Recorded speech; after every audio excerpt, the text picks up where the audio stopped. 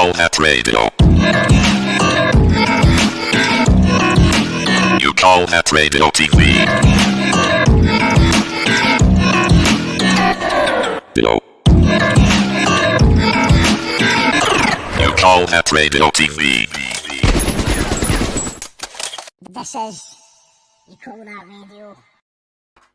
This is You Call That Radio TV. Tonight we're going to tell you how to get 1,000 fans in a year. And I'm going to be joined today by the legendary tragic Hara, the legendary Mugid, and we're going to be speaking about it because we're both round about, I don't know exactly what the numbers are, but I remember myself and Mugid, we had a battle to get 1,000 subscribers, and Mugid won. Yeah, totally. But you've got more than me now, though, eh? I don't know. Yeah, you do. You've got more than me. I had to look before. I think you've got like an extra 100. So you're on 1,040. What am I on? Let's just find it. Because I'm going to try and be as honest as I can with my numbers today, just to give people a rough idea. So 1,140. So yeah, I think I've just overtaken you by about 100. Yeah, something like that, around about 100. And around about that. But that makes sense, obviously, because I've probably done about another 20 shows since then. Well, absolutely. I've not released anything now for over the past. You had a video earlier on today, which is amazing, man. I really enjoyed that. So we'll get into that in a minute. We've also joined today by Tragic Hara, who I believe just beat us to 1,000, like literally about a week or two before we had our battle. I think you were just ahead of the curve on the 1,000 club. No, I've got more than Bathies. Yeah, what do you drop it in there? Know what I mean? But what are you sitting on? 1,185. No, that I check it every 10 minutes or something. Actually, one of the things was you actually had you did a video about hitting 1,000 subscribers. So that kind of partly inspired the idea of just getting us all on to have a wee chat about what we've learned and stuff. Hopefully, we can learn a bit from each other, and maybe people in the comments can educate us as well if we're maybe missing a trick or anything. So we're all kind of doing similar things but very different things as well. So let's just start with you, Tosh. Just give us a wee background on your channel, and just to clarify as well, this is so basically both of us roughly got 1,000 new subscribers in a year on YouTube. Obviously, there's other social media platforms to discuss as well and other things that happened, but we did. You Call That Radio channel actually started the year before that, but because it was an audio podcast, I was focusing mainly on Apple, Spotify, and all the places that people listen to audio podcasts. So the YouTube channel wasn't really promoted well. It didn't do very well. I think we're on about 140 before lockdown began. And so it's basically been, this channel's a bit older. It's about maybe a year and a half older. It's about a year and a half old, but in the last year, it's been about 1,000 subscribers. Tosh, your channel is a lot older, but you were coming from the same amount of numbers roughly back in January. So just give us a wee bit of background, your channel and what it was and what it is now. So it used to be just music. Like that was what I was putting up, was just kind of daft live videos and music videos and stuff like that. And then when I started painting again and I started like painting murals and stuff, I started making like wee 3-minute edits. I like just kind of music with like the things that I'd painted and stuff. And then I started that tragical mystery tour thing, and I was sick of trying to explain it to folk. Like sick. I just like, and then folk looked at me as if you just farted in church. You know what I mean? So I made a YouTube video about what it was, and that's been it ever since. So I just make videos about what I'm making. So like but it still is like a bit of music or a bit of this or a bit of that, but I just make like wee short, I don't know, like documentaries almost, like from beginning to end, like everything that goes wrong in between and stuff like that. So I think that's they're amazing as well. What is your YouTube handle? I'll put that in. I'll find that and put it in the comments. So everyone who's tuned in tonight, especially if you're on YouTube, then do just give everyone a wee sub that's on the show tonight. And Ben, give us a wee background on your journey. Your channel is actually brand new. Yeah, well, I've had the channel for years and years, but I'd only posted one sort of pretty shit animation on it that I made. So like I'd been recording music before lockdown for about 6 months. I decorated the room in here, like all the walls and ceiling and floor and all the rest of it. I've been recording musicians and been just learning how to film and record music. And then, started releasing videos on the 1st of April last year. And got to 1,000 subs. When was that? I don't know, a few weeks ago. I think it was, it's time's hard to, it's hard, isn't it? Time's hard these days. But I have a feeling it was kind of December, because I remember thinking in the back of my head that 1,000 subscribers would be a good goal. And kind of then obviously you were obviously more determined than me, I think, to get 1,000 subscribers. But that kind of gave me a kick up the arse, and then we had a bit of a kind of battle, and it worked really well. It was a bit of people get excited about that for some reason. It is good. Two people going for it, because everyone's got their favourites, everyone's wanting to see one. And also you obviously put on the amazing, I may actually have that loaded up already from before, the skateboard and everything. The skateboard and the guitar, yeah. Yeah, the skateboard. I don't have the guitar here, but I've got the skateboard here. So basically, when we both hit 1,000, we did a raffle to win. So that was amazing for you as well, because people were obviously had the opportunity to win something. So yeah, it did make a thing. And I mean, the reason that I think, I've watched, after the show, you should check out Tragic Hara's video about how he got 1,000 subscribers and what it meant. And I totally agree with what you were saying about the whole numbers thing, about how we shouldn't let it consume us. But I think the thing about 1,000 is there was actually a couple of benefits you get from 1,000 that made it worthwhile. For me personally, the fact that I can live stream now on my phone or something like that, could be handy. Not that I leave the house right now. It's not really came in handy yet. But in future, there was a couple of times that I did want to just do a live stream, do you know what I mean, when I was out and about. So I think that's a good thing. And also the fact that that's the minimum limit you need to be monetized as well now. So would you like to add something about that, Tosh, about the numbers game? Because I think you said that you're going to try and not let it bother you now. But there is something, it just sounds like more, it just sounds bigger, 1,000, compared to, like, you know, if you try to get people on your show and you're less than 1,000. I think the one thing, well, no, I learned a lot, obviously, but like one of the things is how the number of subscribers versus the amount of people that are actually watching what you're doing are two different things. Like, if you genuinely wanted to get 10,000 subscribers tomorrow, you could go buy them off some website. Do you know what I mean? You could go to Fiverr and just buy fake subs, and it would push you up. But it's people that actually watch what you do to the end. And what I found during the year was coming up with reasons why people would want to watch what you do to the end was a better thing. Like, as a better thing to chase, is someone who actually cares enough to go, like, oh, I really like watching this guy, so I'm going to watch him. Yeah, true fans, eh? Aye, I mean, that whole thing about, I mean, I'm a huge believer in the 1,000 fan theory and stuff, so like that. Yeah. Could you tell us a wee bit about the 1,000 fan theory, just for people that don't know? The 1,000 fan theory is, if you have 1,000 true fans, and a true fan would be someone who buys something from you, then effectively you've got a full-time job. So, for example, it would totally depend on what you're doing. Like, if you're in a band and you've got 5 people, then the amount of things that fan has to buy every year has to be bigger to give everybody a job. But like, for me, for example, if someone was to buy like an album, a t-shirt, and maybe a print, like, that would equate to like a decent salary, like more than what you would get with a degree, probably. Do you know what I mean? With any sort of training. So that's what the 1,000 fan theory is. That's more the thing I'm chasing than the subs, to be honest, is that 1,000 fans.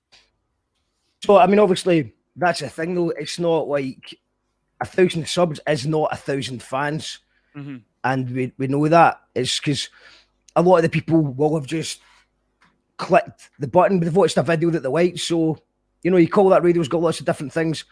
Maybe there's just been one particular guest that someone's enjoyed, so they've hit the subscribe button.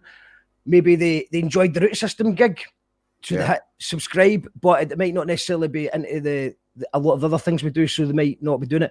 But it's important, I think, when you talk about people paying for the fans, the bots or the fake subscribers, nobody should ever do that. First of all, it's dishonest. I don't like it. I've never cheated, but also there is actual good reason why you shouldn't do it.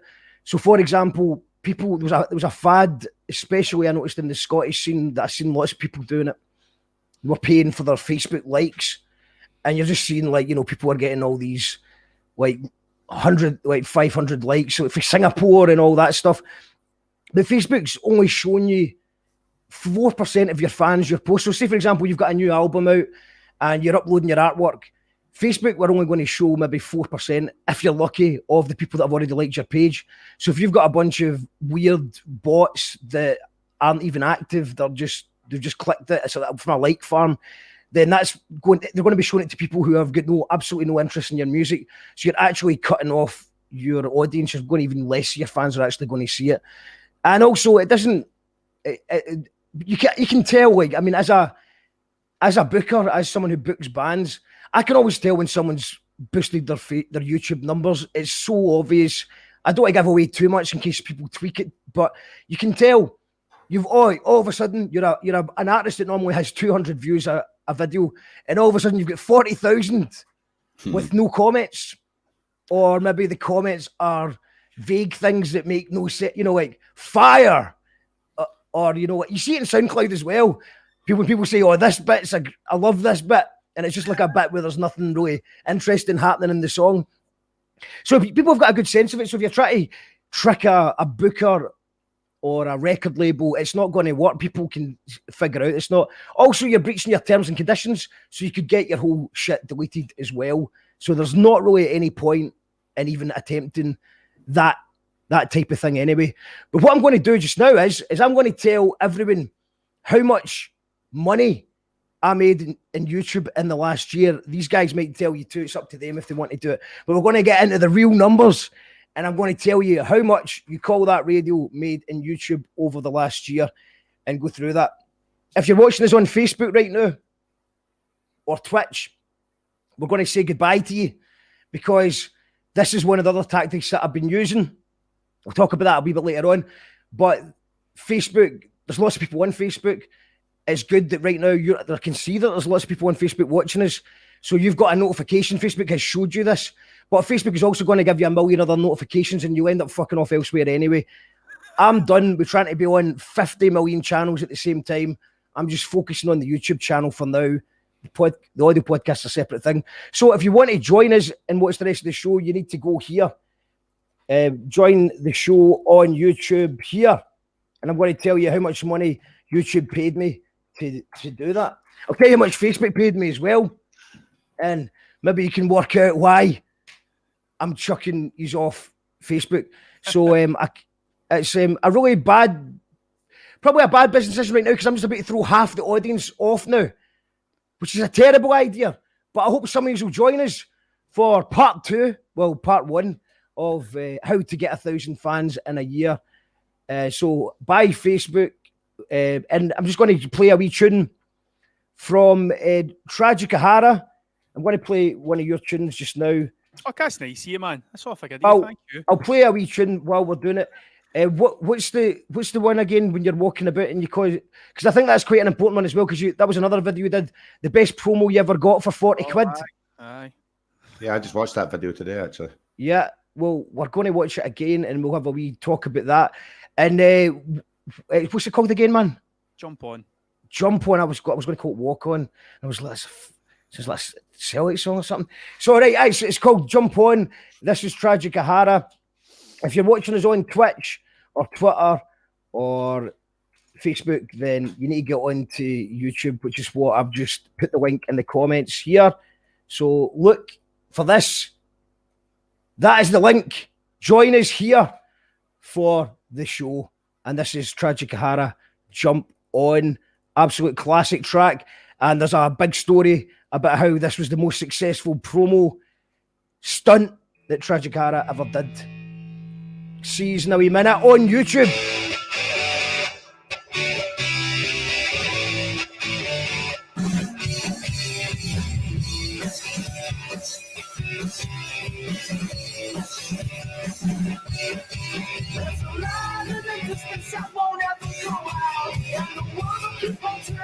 Struggle with doubt, and you're sick and tired of trying, and you're throwing So crying and your memories in no time, cause you're too busy dying. Oh, I can help but you pain. Oh, I can help but you pain. Oh, I can help but you pain. Oh, I can help.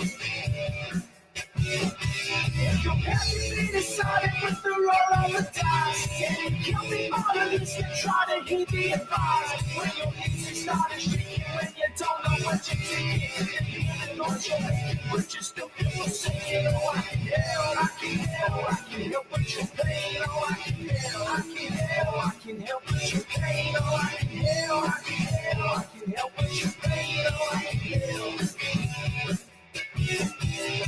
Just whatever you do, if you know what is good for you.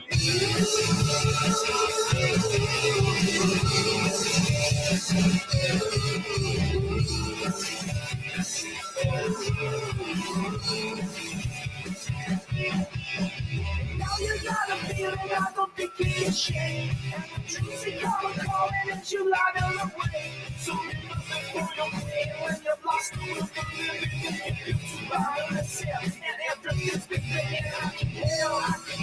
I can help but your pain. Oh, I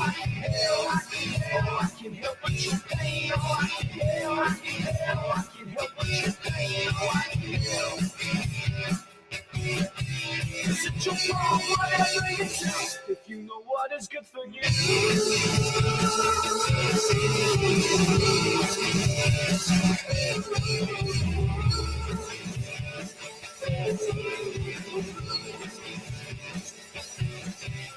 Yeah, it's something to get over now. Oh, it's something to get over now. And somehow I don't need to know.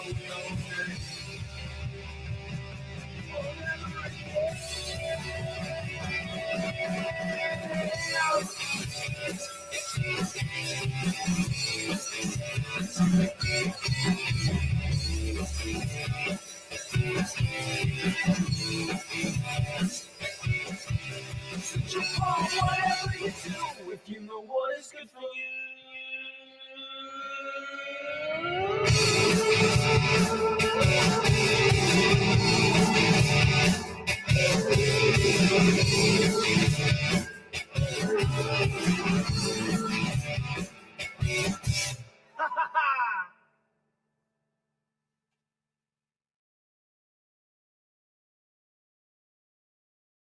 Brothers and sisters. Is that you, Daniel? Are you before me?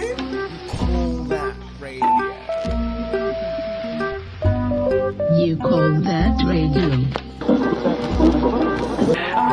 Maybe another legendary night of live music with tragic Hara.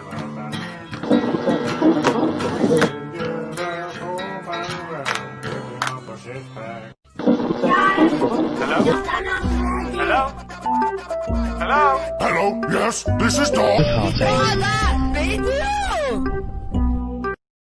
This is You Call That Radio TV. Big ups to anyone who left the comfort of Facebook to join us on YouTube. It's quite interesting looking at the numbers. This is obviously a new thing that I'm trying. And it's quite a scary thing to just throw half your viewers in the bin. Not in the bin, but you know what I mean? Yeah. But the reason for this is, in my opinion, is there's a few reasons. One, it's annoying being... I think it's good if everyone's in the same chat rather than being in 5 or 6 different chats. I think people feel better being able to, because then they can chat to each other rather than the only comments appearing as the ones that I say online. So that's good. I want to have everyone in the same place. I also think that when people watch things on YouTube, I think they're more likely to hook it up to their television and actually just sit with the show and enjoy the show. Well, I think when people are on their phones looking at Facebook's showing them that, and then they're going to show them another thing, give them another notification. And I think that just interrupts with. I think that a lot of the Facebook viewers, looking at analytics, they don't stay for as long. And also the main issue, I think, is the visibility. So Facebook always gives me better views than YouTube by a lot. You get a lot more views on Facebook than YouTube. But when, say for example, I interview Tragic Hara, then they might get more views watching it on Facebook that day, but then that's it. It disappears. No one will ever watch the interview again on Facebook. Nobody looks up, oh, I think I'll look up a good wee podcast on Facebook. It just doesn't happen.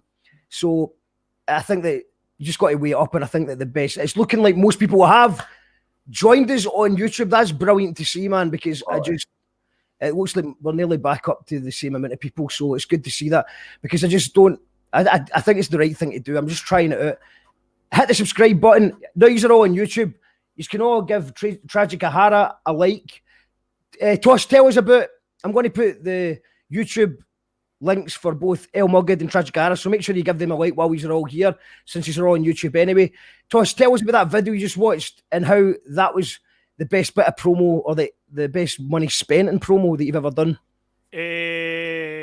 Well, I made a longer video than that to go into more detail about it. But I'm a pure liar. That's essentially it. And I lied because I was upset because nobody watched my video, and I told them that somebody in the video had complained about being in the video and they didn't want to be in the video. And then I made up all this nonsense basically about the whole thing, and it was just it was me just getting to be a wrestler without actually physically fighting. That's what it was. It was just me cutting promos on folk.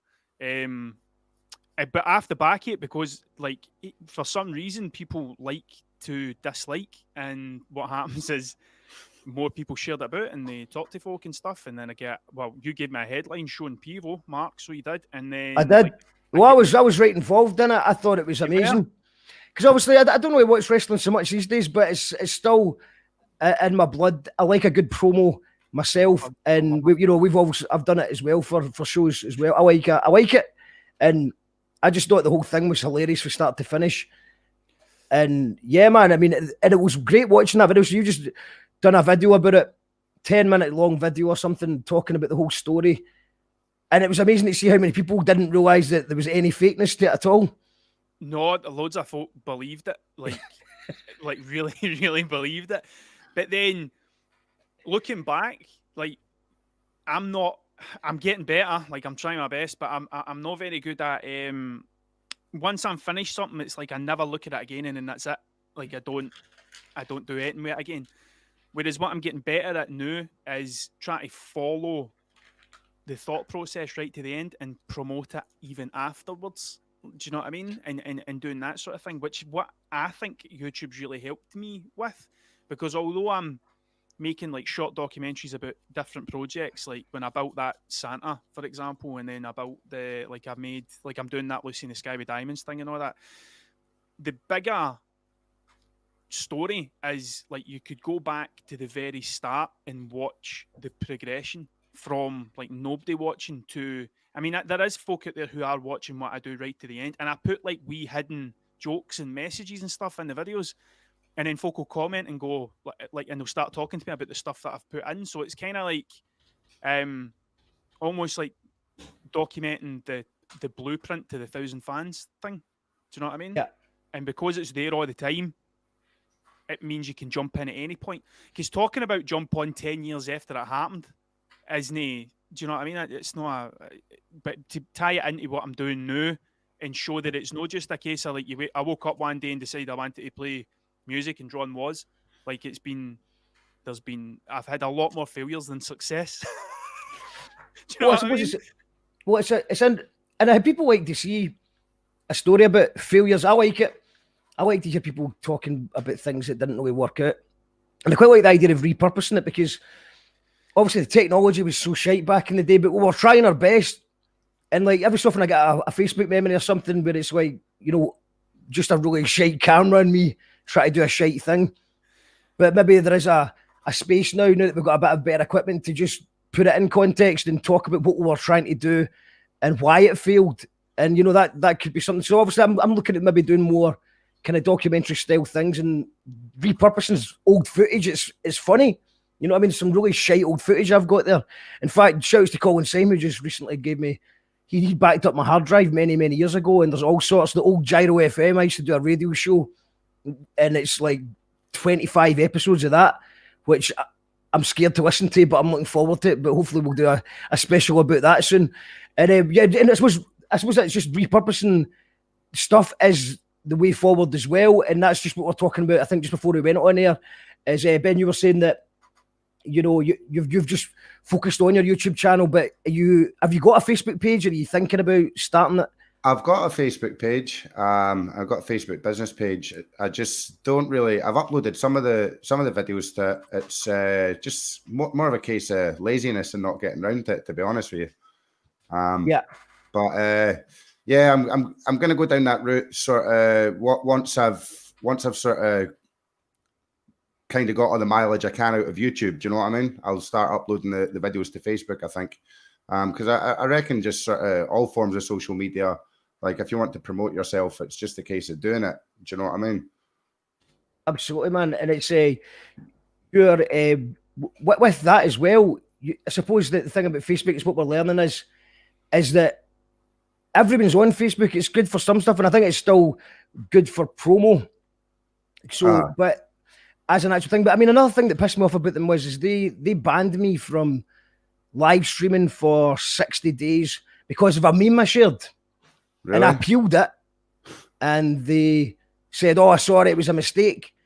But I always just feel like there's that button's waving over me with Facebook that, you know, I'm going to do something they don't like. And another thing about the copyright of music, now YouTube's got its problems with that as well. It's but what I've found is it just seems to make a little bit more sense to me. So, say for example, especially when we're doing one of those shows where we maybe have a few drinks and we play music, a few songs all night, and at the end of the show you get a little a wee report card of how you did, and it tells you where the song, who's claimed copyright, and usually they're all right with you using it. It just means that you can't monetize it. Yeah, which is fine because there is no money in it. We'll talk about exactly how much money I've made off YouTube in a minute. Yeah, but there is no money in it. So to me, it doesn't bother me if I play a song and someone else goes, "You can't monetize it," because it's fine, you know. Batter in, you can have the 20 pence.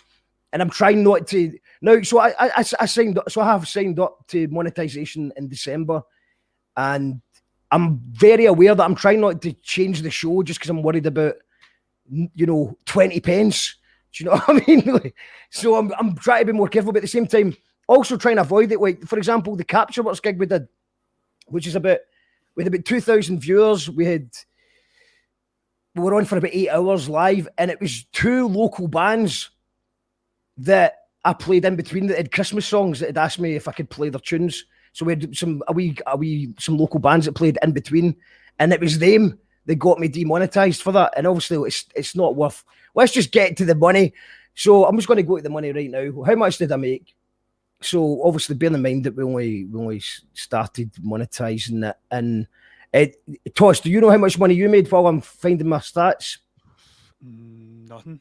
Not a penny. Nothing. That was easy. Didn't need to check. Like nothing. Not a penny. Are you monetized? No, I'm not monetized. I've not got the watch hours that I need to be monetized. Yeah, you need the 4,000 hours, 4,000 hours, I know it's a lot, man. But it's kind of one of the ones where I'm like, I see it in one of the video I make about the whole first year in YouTube thing and stuff like that. The money, so I haven't made anything off YouTube, but as far as like, and this is a pure marketing term, by the way, but like as brand awareness, branding, content. As far as I hate that word, see that content word. I know, and branding.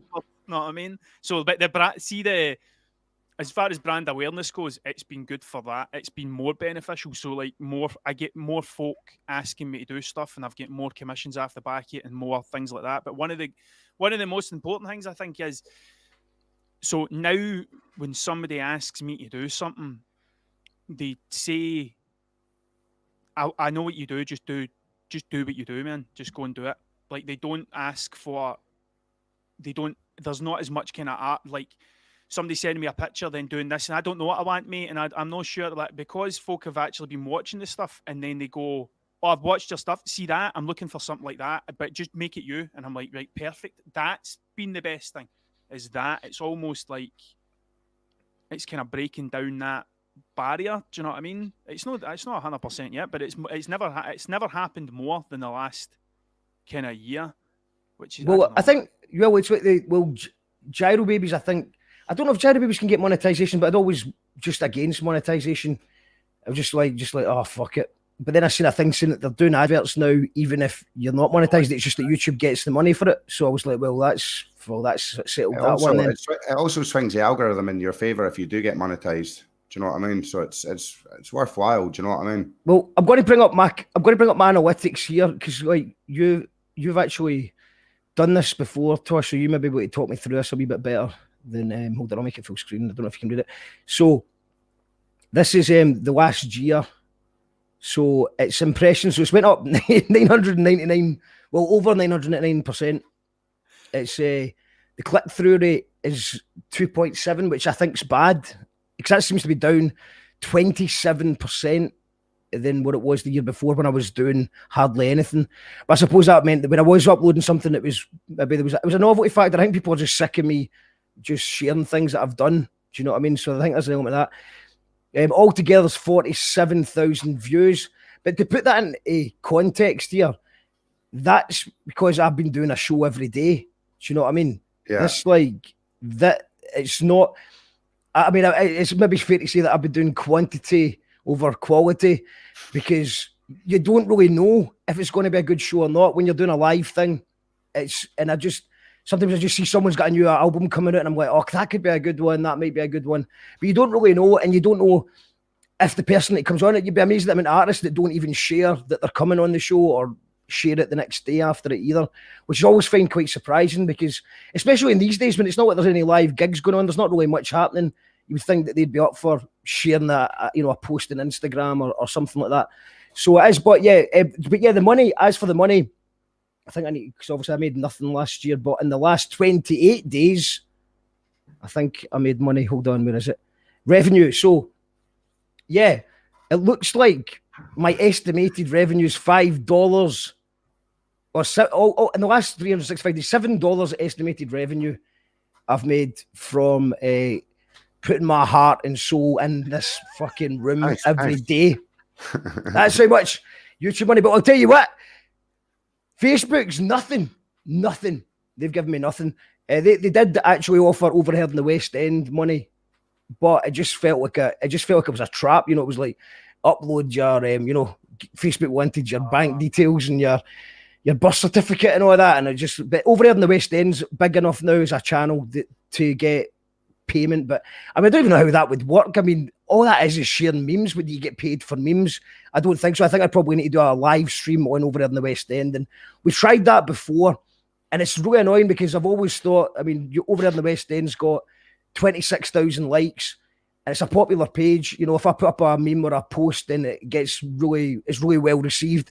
But see if I ever try and share one of my band's music videos or a gig that I'm organising, absolute tumbleweed, because people don't care about me. They don't care about my music. They don't care about live music in general. They just want funny memes, preferably ones poking fun at West Enders. So I don't know. I don't think you can monetize it. I tried to do a couple of we've done Overhead the West End shows here where we'd stream it to the Overhead in the West End page. And once again, tumbleweed crickets, really. And I suppose also, I actually prefer talking to like a group of friends on this show, because it's almost like we almost know everyone's a friend of a friend sort of thing. But when you go to something like that, it just feels like you're more public, if that makes sense. Yes. Comments. We've got yes, it makes Kyle. sense. Nice to see YouTube values you and the guests, Mark. They certainly do. Trips get sucked into online Scrabble. Have I missed a secret? Yeah, well, people would rather play computer games on Facebook, like, I don't know, was it Percy Pigs or whatever it is, than watch a podcast. Sharon Drysdale's in the house. She thought that was a Colin Hunter. When you get Colin Hunter on the show, still not had him on the show yet. Alan Warrison says, people dance in the streets of Glasgow pre-COVID, how times have changed. They have indeed. And Kyle also said that was a tune. We've also got John McKinley in the house, who's a man who is very much against YouTube monetization. I've seen a few rants about that from him. Hello, lads. Mr. Hara, missing those Crash Club gigs, man. Some memories. Me too, indeed, man. They were. Margaret Clark says, oh, I think she was one of the people who didn't leave Facebook. She was just like, oh, that's a shame. The show's over. Mark. That's my mum. Is it? Is that why she's saying, oh, because she's not... My mum. didn't follow you to YouTube to watch our son. And oh, that's my. You've just said She hates my show so much that she won't even go to YouTube even when her own son's on it. I don't think it's your show she doesn't like, Mark. I think it. She just hates YouTube. She hates Google. She hates Google. And I just watched this on YouTube now. Facebook isn't worth the hassle anymore. The other thing is as well that right now, as far as I'm aware, we are on full high definition. So sound-wise and video-wise, it's going to look better than it does on Facebook. And never is it more obvious than, see, the Capture Works gigs. See if you just like the difference is night and day, because Capture Works have obviously got some top quality equipment there. So the idea that we'd rather watch it on Facebook when you could actually watch it on YouTube blows my mind. It really does. Steve Blackmore saying, 2 awesome artists here, met El Mugid at Eden Festival a few years ago and been following Tragic since the first lockdown. How you doing, man? Right, I remember you. And shouts to Eden Festival as well. That'd be good if that happened this year. I don't know if it's going to happen this year, but I don't know. It's not. I don't think it's going to happen this year. It's not looking good for festivals. I'm sure there'll be something. There'll probably be some sort of. Hopefully, we can do some sort of outdoor podcast with acoustic music and deck chairs, socially distanced, or something. It sounds horrific when you say it out loud, but if it's all we've got, we'll make it happen. Kyle says, well done to reach 1K. You deserve more. I'll need to check out more from you guys. Tragic and El Mugid. Will do. I've put both the links in the comments. We've got Colette saying, hi boys, stay safe. You stay safe. Colette, well done in doing 8 days on after the bevy as well. Amazing stuff. Mark, the days of pitting your face against a telephone box. Aye, the memories. The good. Well, it's a very. It does look like a different world. There was some COVID restrictions breached in that video, but don't worry everyone, it was 10 years ago when it was safe to lick a telephone box. You know, it was absolutely no issues. There was no issue that. We'll just talk a wee bit about tech there. So I'd actually be quite interested to hear what's the setup. We'll start with you, Ben. Because obviously I'm loving the whole look you've got there. That's your own artwork, which is amazing, and that's just like an absolute it's a symbol of all your videos. As soon as you see that artwork, you just want to click play and see what bands you've got on the show. So, and yeah, man, what's the guitar? Was this something you're working on? Yeah, so this guitar here is for Dub FX. So I'm doing like a time Dub FX. Aye, for Dub FX. The Dub FX. The name drop. You call that radio? Sorry, man, I had to do a name drop for that. I love Dub FX, man. Absolute legend. That hip hop made me go and buy a vocal pedal. I made the guitar for him, I done the artwork on a guitar for him back in like 2009 or something like that, and it got stolen from him. Which, like, I was at a gig in Glasgow in February, and he announced it live that the guitar had been stolen, and said that I'd gotten him into playing the Gibson Les Paul. You know what I mean? And so he announced it live, and so I met him after the gig, and this is he sent his guitar here. So I'm just working on that at the moment for him. Oh, amazing stuff, man. He's an absolute legend. Yeah, it's quality, like. So what about camera-wise and stuff like that? Because it looks like a decent camera setup. So the camera, I've got a Canon EOS M50, just sort of set up as a webcam at the moment. And got my mic here, and a couple of lights. Nothing too extravagant, really, like. Looks good though, man.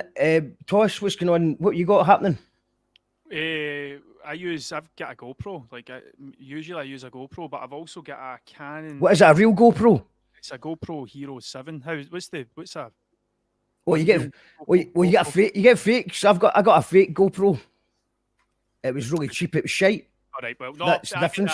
I'm still paying it off. I've got the GoPro Hero 7 on tick. Got it with the fridge. Know what I mean? So, and I've got a Canon XA10 that I get a Lenny, which is like it's like something that would have used in skate videos. So I prefer that, but it's not it's HD, but it doesn't look great. But I quite like the fact that it doesn't look great. Do you know what I mean? But the bit that I've been kind of farting about was like I've got a lapel mic. It was more the sound, because when I moved out the garage and I'm in this bit now, it's really echoey.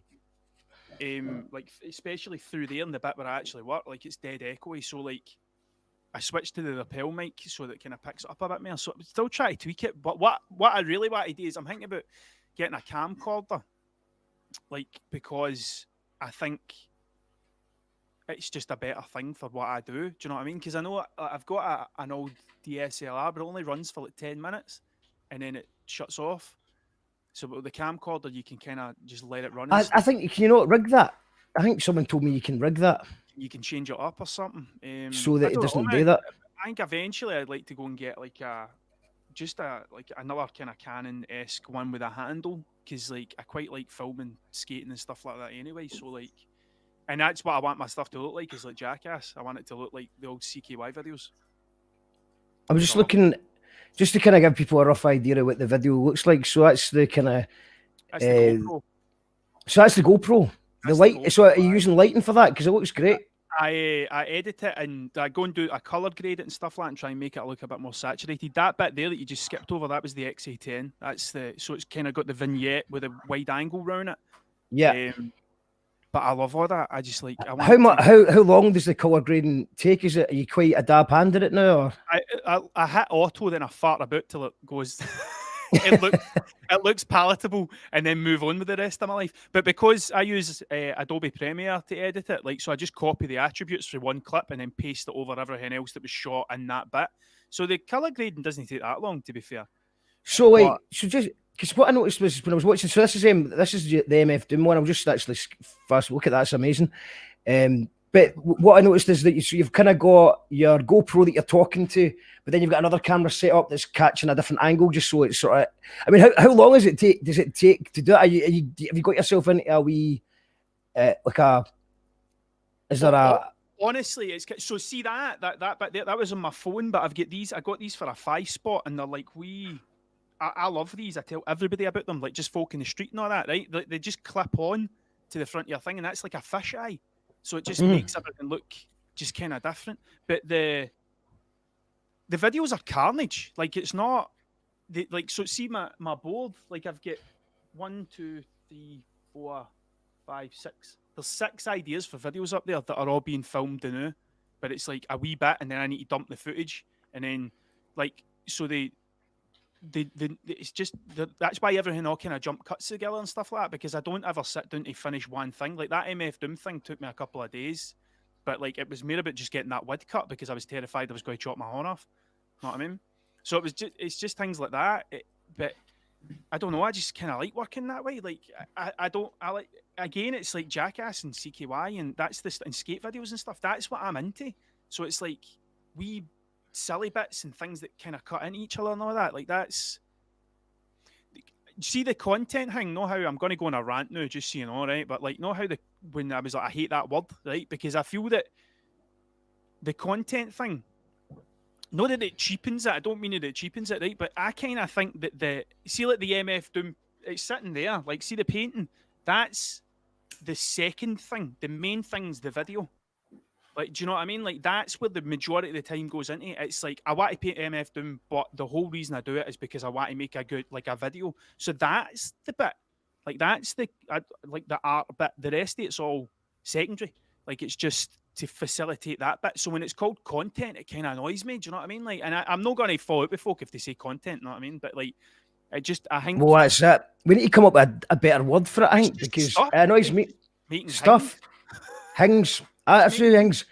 But I try and avoid the word content as well, because I've always hated the word. And then I think I've watched, Stuart Lee's got a stand-up show called Content Creator or Content Provider or something like that. And he just kind of took the piss out as well. He's ruined the word for me, even if it was already kind of in shaky ground anyway.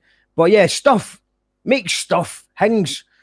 And what we're going to do in a wee minute is, Ben, we're going to play a wee video from your world. We'll maybe do... I was going to do the Counterculture Collective. Yeah. Will we do the new one? Yeah. That's definitely going to be a YouTube robot, isn't it? That's going to be a problem. It's a cover version. Well, we just do it to find out. Let's do it. Let's do it to find out, right? So I'm going to edit the video right now and turn monetization on for this video, and then let's see, monetization on, because it is a wee bit. It's a bit different from the original, so maybe it'll sneak by the robots. They'll probably get some kind of algorithm that says sneak by the robots, get them. You know, they must be smart enough for that.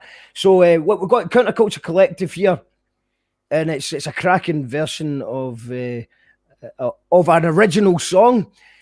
An original song that's never been heard before. So just before we play the video, I'm just going to bring it up on the screen. So what's the camera setup you're using for this then? For that, I just using my DSLR and had a couple of DSLRs, and then I had a GoPro on a stick. Right. Well, okay. Let's watch it, and then we'll talk about it. Yo, so we're back. The Counterculture Collective on El Mugid's channel. We'll put the link in the comments.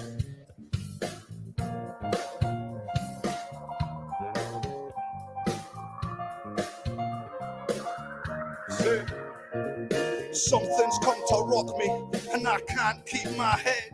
I get nervous in these Scottish city streets where my legacy it treads. I know I'm better off standing in the shadows, far from humans with their guns, but now it's too late. There's no escape from what they have done. Let's go.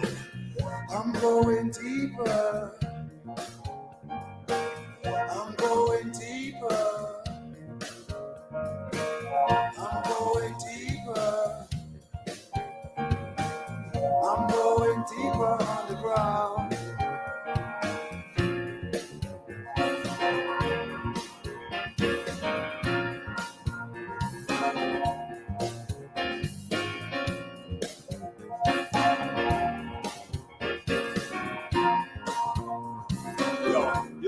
Yo.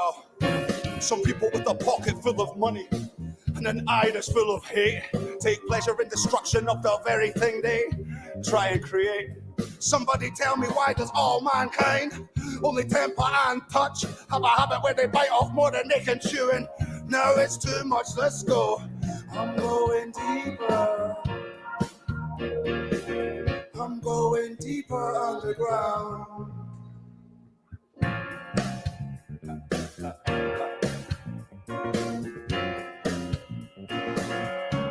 So here we have Mark Morrison on the bass guitar, Callum Keys on the electric guitar. My name is Barclay.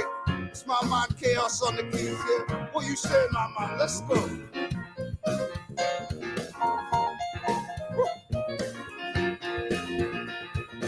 Mark Morrison, what you say, my G?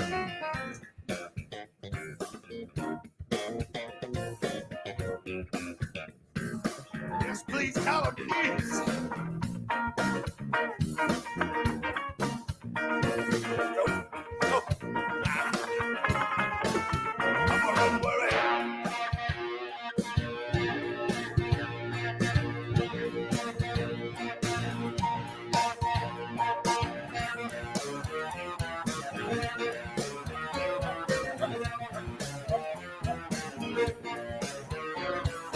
Weapons, no food, no homes, no shoes, no need, just feed the war cannibal animal, yo. Walk the corner to the rubble that used to be the library.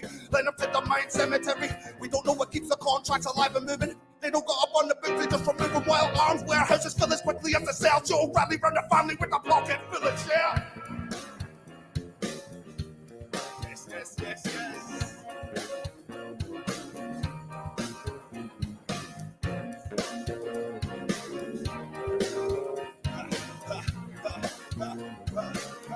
Yes. Yes, I say, no discussion, it's stunning, crushing, the hatred gushing, repercussion, and knowing nothing but what's worse. No, it's nothing, cause the hatred gushing still, compassion's only meant for the strongest of.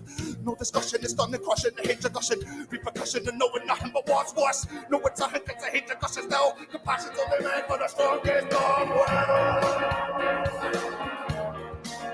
Yes. Big up El Mugid on the backdrop.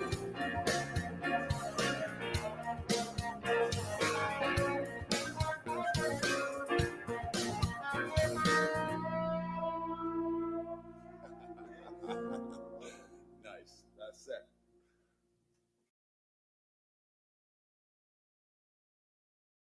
You call that radio, more like a TV show, TV show. On almost every night. It's gonna be streaming live. You call that radio, more like a TV show. On almost every night. It's gonna be streaming. You call that radio? It is more like a TV show. People call it a podcast. It's not really a podcast. It's more like an internet TV show, innit? But the actual real podcast, this started out as an audio podcast, and there's been a few people asking for it to come back. 2 people, I think, asked for it to come back.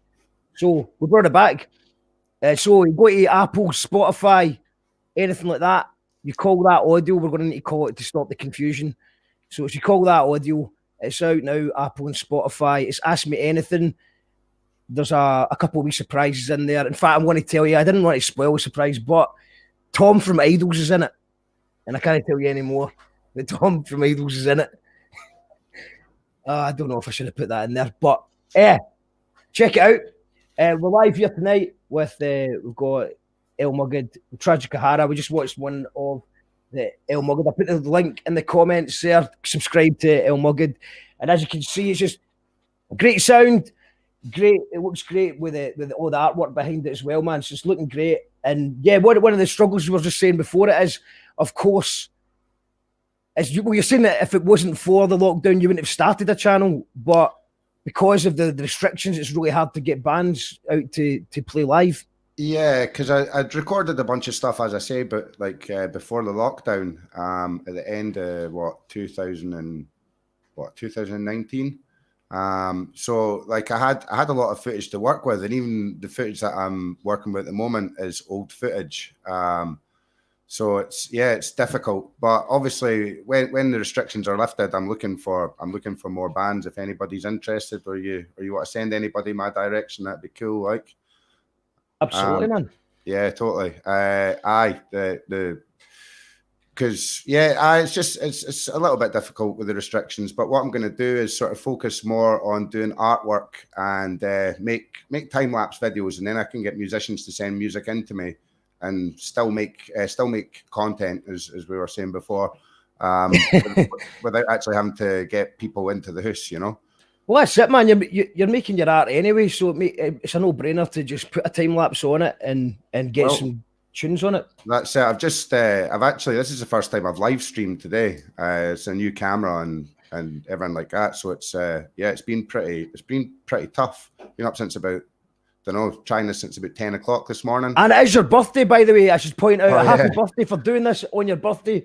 Try to get this going. That's it. Now you know you can do it, man, as well. So that's good that you can do a wee. And I'm sure people would be, and people love seeing that. I mean, as you can see with Tragic's doing as well, there's just loads. There's just a demand. I mean, I'm not really that arty myself, but I just love watching it and seeing it. It's like magic to me. I'm just like, wow, how is that even possible?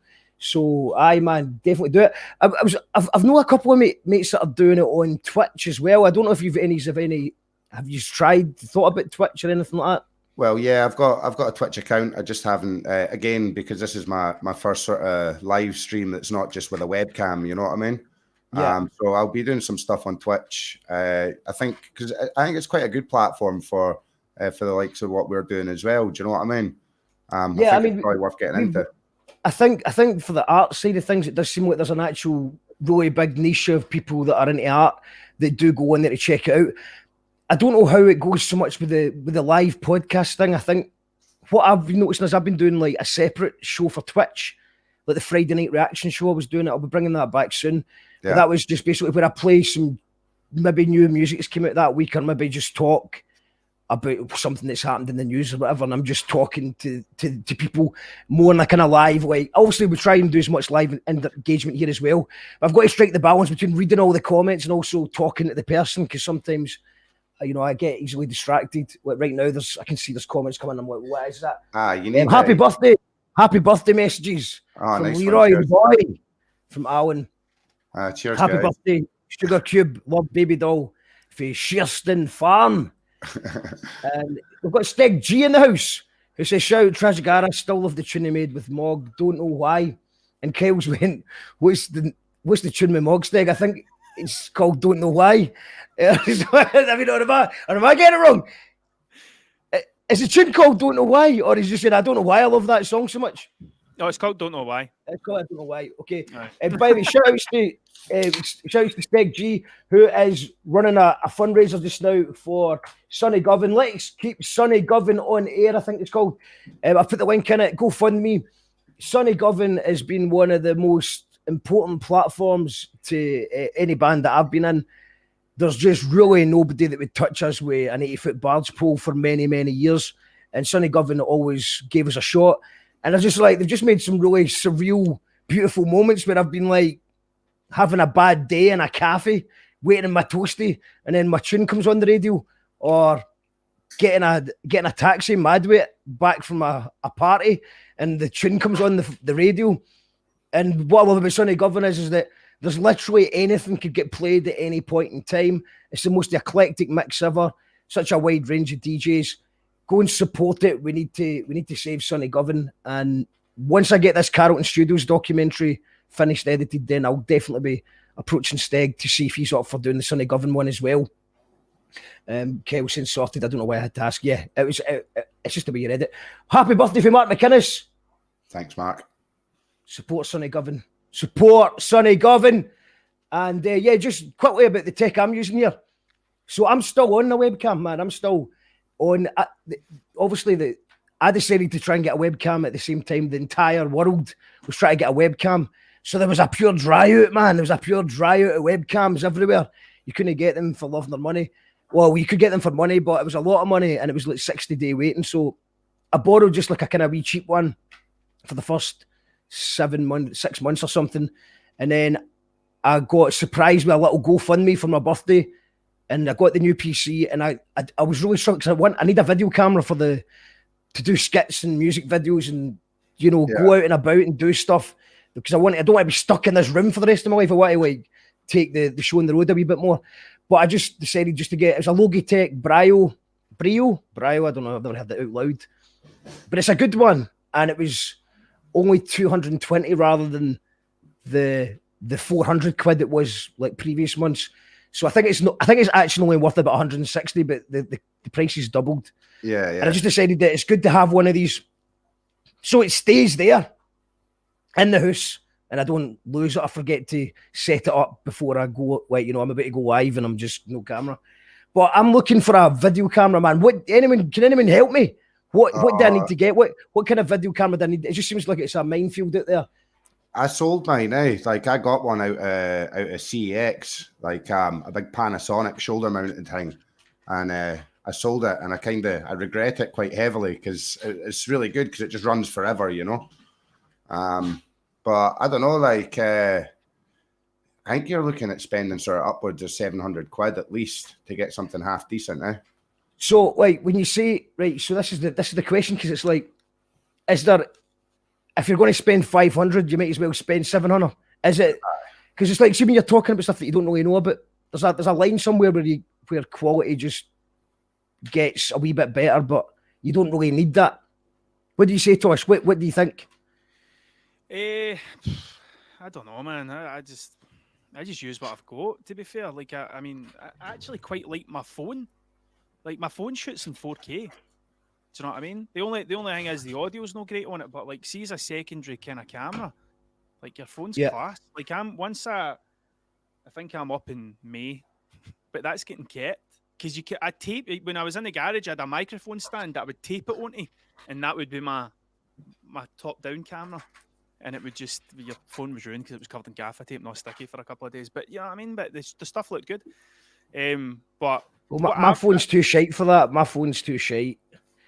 What I'd like to do is get, and also the problem with the phones is as well is that, because at one point I was using the phone as a webcam, I found a hack to do that, but you just need your phone sometimes. It's like, it's not really practical to use it as a thing, unless I go, yeah, I don't have a good phone anyway. I'm not buying a good phone just so that I can use it as a camera. So that rules that one out. Sorry, Tosh, what were you saying? I'd like to get a cat, but see the XA10 that I've got. I'd like to get. I think it's an XA40, which is the one that shoots in like 4K and all that. Because, like, I quite like, because it is more like kind of documentary stuff, and like you just can walk about and film things and stuff, and it's constantly rolling in that. And sometimes, like when I filmed that MF Doom thing, like the GoPro just the SD card just corrupted, and I lost like a lot of footage. So it is making me start to think maybe to go down that route, but they're dear. Do you know what I mean? Like it's not a light decision to make. You know what I mean? What do you think between a £500 and a £700 camera? Is there going to be a difference? Because I'd kind of like went max 500. I was going to spend. I'd say I don't know that much about cameras, to be honest with you, but I'd say I'm going to be getting on. I'll be ticking it. I'll be paying it up for the rest of my life anyway. So maybe, you know, it's not what I've got £500, so I don't have £700 either. So I might as well just, you know what I mean? What I mean is, you know, that way, but see when you're knowledgeable about something, you go, right, okay, there's a limit there. It's like you don't need that wee extra bit. You don't need all the bells and whistles and stuff. But at the end of the day, you don't want something that's just going to be outdated in a couple of months. Do you know what I mean? Well, that's it. I mean, like it's this camera that I've got now. It's pretty slick. It's quite nice, you know. But I don't really feel like I need any more than that. Like my computer can't handle 4K and that anyway, you know. Like it's like that. It costs way more than I can handle. Like, yeah, I think my one can. I think this is because this is a desktop, so I think I'm all right. Also, lighting wise, I've got a wee ring light here and like a big light over there as well. But I've not managed to. I was supposed to fix the studio up before we came back live, but I've got a green screen coming. So it's like one of the ones where it's got like a shutter, like you know, you get a shop shutter. Yeah, the best way I can describe it. So you can just carry it around like a chib. So it doubles up as a chib, but you can just sort of like unlock it and then it just springs up as a green screen. So cool. I made that, and I made a decision after a couple of beers to go for the bigger one, which I couldn't really afford. But it just seems like it means that I think this will cover this whole area behind me. And it just means that we could, I mean, that just opens up a whole realm of possibilities, especially, you know, in these times when you can't really go anywhere. I can just put a picture behind me and say that I'm somewhere, even though no one will believe me. Green screen and a bunch of friends, you know what I mean? Yeah, I just having a cocktail party, put a suit on and all that, and have a wee time to myself. But I suppose the good thing about that one compared to other green screen things is that because I was actually going to buy like just this logo on one of those things, because I seen it was Barry Neeson, an amazing artist. You should all check out, by the way, Barry Neeson. And I thought he would know what to do. So because I noticed that I think it's Boom Community Arts he works for. Check them out. And he's got like, you know, like the pop-up things that you'll maybe get, you know, when you're walking through the mall, businesses doing stuff, you know what I mean? Yeah. So I was going to get just the logo on it. But then the more we talked about it and more I thought about it, it's like a green screen would actually be better because you can just put the logo on it and you can take it anywhere. So I think it was a good decision. I think so. Yeah, totally. I think so. Aye. And it means that we can do something that's not, you call that radio necessarily as well. Joe says, we have a camcorder with 2 tapes, if that's any help. That sounds like your kind of thing, Tosh. I'd love all that. Like I've got really old DV tapes and stuff, but the problem with that is like you need to bounce it in real time. So if I've got an hour worth of footage, it's an hour to put it over. So it's one of the ones like as much as I'd love to do it and all that, it's just no, you don't get the time to do stuff like that. But like just if I've got crap, I'm going to faff about with it, man. Do you know what I mean? Like if people just drop stuff off at my door, I'm going to use it for something. Know what I mean? Like, well, that's one good thing about since I got because I made that decision. Like, well, what's the point buying a webcam when I could just buy a camera that could double up as a webcam? But I'm glad I've got the webcam now because I know it takes the problem. Because I know that some mirrorless cameras you've got to hack it so that you can use it as a, you know, some work better than others. Some overheat. You're seeing lots of bad stuff about certain cameras that overheat if you're using them as a live streaming thing. So I'm not bored. This is good enough, and I can make my phone as a second cam. I've got another wee webcam that I could do if I wanted to start getting OBS. But I don't really think I need 2 camera angles for what I'm doing here. Do you know what I mean? Really? It'd be nice, so you know what I mean. Just to suddenly go. Couple of Back to camera you, my angles. friend. Doom. Absolutely. Get the close up shot in that, you know. Well, I mean, that's why I thought people used to do the sharing the screen thing. I thought they just had a camera on their screen that they were doing, but obviously I've learned a lot about technology this year. Still nothing.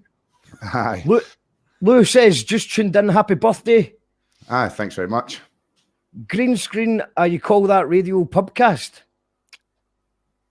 I don't know what you mean. I thought it said pubcast at first, but a pubcast, a podcast. Yeah, well, I could just have in the background, have an old show on, just to really just to freak me out even more. That's not a bad shout.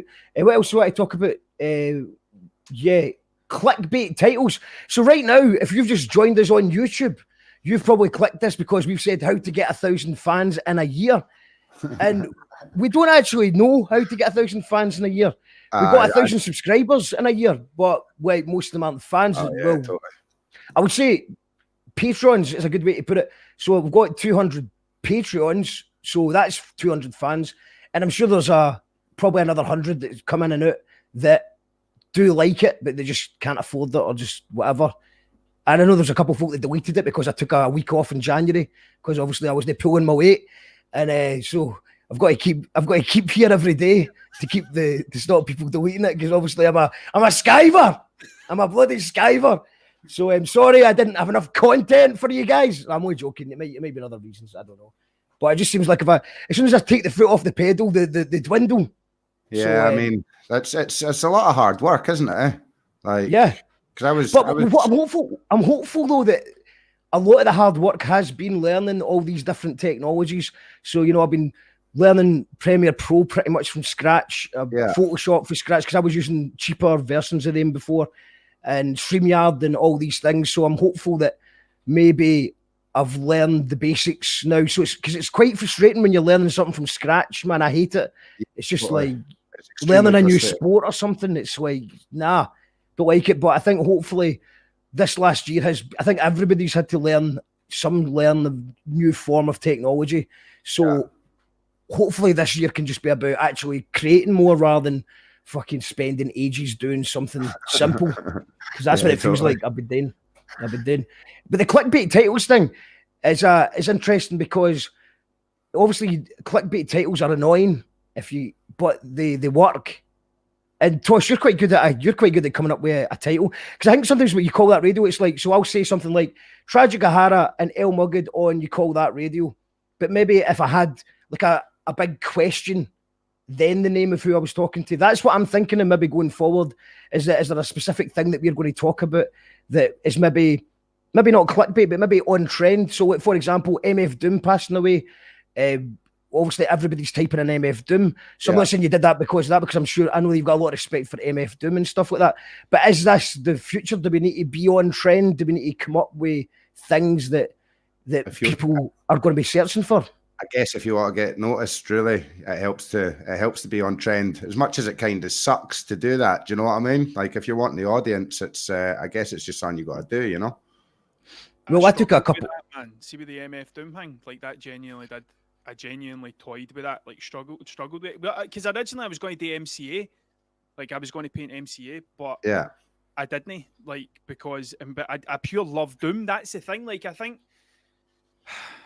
because I genuinely like love MF Doom, so it's one of the ones where it's like I try and like I painted Lemmy on there, like 5 years after he died. Like there was probably, if I'd googled recent deed folk, there'd have been 100 million other folk I could have painted. You know what I mean? But I painted Lemmy because like I love Lemmy, but I think that's a hard one. Well, I've got a mate. I don't want to shout him out in case he maybe he always paints. People just have to pass away, and it's obviously good. It's good for him as well, but it's obviously, I think it's a cathartic experience because you're painting somebody, and I'm a massive MF Doom fan as well. I remember I got carried away the day after, January the 1st, I commented, I think it was on Loki's post, saying, we should all get together, get a group of MCs and do an MF Doom thing, and I think Technique is going, or was it One Zoo, I don't know, saying, don't do that, please don't do that, don't do it. Because like, just the idea of a bunch of Scottish rappers over MF Doom beats was just making him feel a bit queasy. But I just felt like it was the right thing to do that day. But I've kind of reconsidered that, and I was like, because I was got the idea was we could do it in the style of MF Doom, and I was like, how am I going to do that? How am I going to, because the MF Doom is one of the few people that's never deleted from my MP3 player. I'm old school. I've got the MP3 player, and just to keep my music separate from because my battery always runs it, and. There's a select amount of artists that just never get deleted, and MF Doom's there. If I delete an MF Doom album, it's to replace it with another album, because what a back catalogue it is. Totally, Yeah, man. totally. I mean, but that was one of the things, like, I don't know, like, especially, like, see when I painted that ODB and stuff like that, like, I kind of try and paint or try and do things with people that I'm pure into, because there's a wee bit of me that thinks, like, if I'm into it, then there might be somebody else that's into it that's not heard it before. Or seen it. Do you know what I mean? And it's just like kind of pushes it a wee bit more, and then it's like, well, what if? And it's that kind of web. Do you know what I mean? Like, I don't know. It's because everybody's there's some kind of I can't remember it, but there's an app you can get for YouTube that tells you based on what it does is it sends out your videos under different names with different thumbnails, and tells you what the most successful one is. It also tells you what the Google ability of your tags and stuff like that. So apparently, just the same as like if you're on Twitch playing a computer game, you don't want to be playing the most popular computer game because you're going to be right down the bottom of the list. So try to find a happy medium of things that people are searching for, but not the most popular. That seems to be same with hashtags as well on Instagram and stuff like that. Oh, yeah, man. Have you frozen? Have I frozen? That's my camera died. All right. Just give me a moment. No worries, man. I'll bring you back in a wee minute. The hashtags thing's interesting for YouTube because apparently, now, for months I was putting in hashtags after every show about things we were talking about other things. And apparently that it doesn't count anymore. I don't know, man. They change it that much. Know what I mean? Like I've got that Tube Buddy. You seen that? Tube Buddy, right? So that's one of the ones I was thinking about. Aye. And I got that because it let you see you can see what other people are doing, and then it's good for like auto suggestion hashtags and all that sort of stuff. But I quite like it because it gives you real time statistics of what you're doing and stuff, and when you open it up, it will tell you like that video's had like 3 new views a day or whatever, and it'll tell you that properly. Like that's why I keep it, and it's like a couple of £1 a month. Do you know what I mean? But like I'd done that for years. I spent 2 years at a digital marketing company working, so I spent so long learning about like how to rank for stuff and SEO and all that kind of thing, and it just and then they change it. Fun, but like then they just change it. I think just doing your thing, like, and eventually, if you do it long enough, folk will watch it. I think that's just like you just need to kind of keep this perseverance rather than anything else. I think like and consistency. So there's some schools of thought that you should do a thing every Monday or whatever. Do you have a particular day that you would try and drop something, or just once try and get done done? That's it. What have you got? Have you got a kind of target in mind where you're thinking to yourself, like, I'll do 3 a month or anything like that? I think you ever heard of a guy called Mark Robert? No, I don't think so. He was one of the engineers that got the rover onto Mars, Mark Robert, and he makes he now makes YouTube videos, but he makes 12 a year, makes 1 a month. But like he does things like he made an assault course for squirrels. I have seen this guy. Do you know what? I know exactly who you're talking about. So aye, man. It's like when he puts something out, it's really, really good, and it's been well thought out, and it's all that sort of stuff, rather than like the Casey Neistat thing, I just like putting one out a day. And I can understand both. He makes a fortune as well, so he gets a fortune from his YouTube videos. Did he get successful by doing lots beforehand, and then now he's just a case that he makes so much that he can now just spend a good full month on making one video good? I think he was. It was never about quantity with Mark Robert, I don't think, but he's so knowledgeable at what he does, and like he has the when it comes to the science people and stuff like that. Like, but he was teaming up with other people and then like overtook them, and then the things he was doing were like so out there. Like he made a dartboard that you always hit the bullseye, but then he'll talk about every single failure about it and stuff like that. Like he had to set up a thing where like it was like 12 cameras either side that took photographs of the dart as it moved through the air, and then done the coding to figure out exactly where it's going to be. So stuff like that. I know nothing about that stuff, but I'm sitting there watching it like I could do. See, if I had 12 cameras, I could. I've got a clue, man. Know what I mean? Well, that's it. You know, there's a. I think we all have that a wee bit. Like I'm not so bad these days, but I remember thinking, oh, if I had a camera, I'd be able to do that and do that. But then you just look at, you know, Limmy's birthday card for Blue, and you're just like, and you're like, wait, what did he have there? You know what I mean? That was just a pure shite old camera, and he's just talking about a birthday card for Blue, and it's probably one of his funniest videos. So you don't need that much equipment. I mean, obviously, you need certain amount of equipment to do things, but I mean, I'm very lucky that for the first time in my life, I've actually been able to record from home, and my computer works. Man, I had no idea how much time I was wasting just waiting in my lap.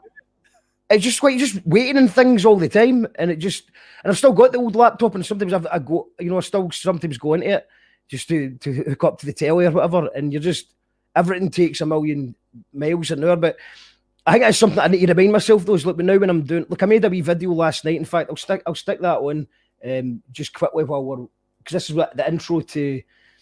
But last night I couldn't sleep. I think it was interviewing Mary Kiani. She's got so much energy. She was just buzzing. I don't know if you've seen it, but Mary Kiani for TTF fame, she's absolutely amazing. Everyone check it out after the show if you've not seen it yet. But she was absolutely amazing.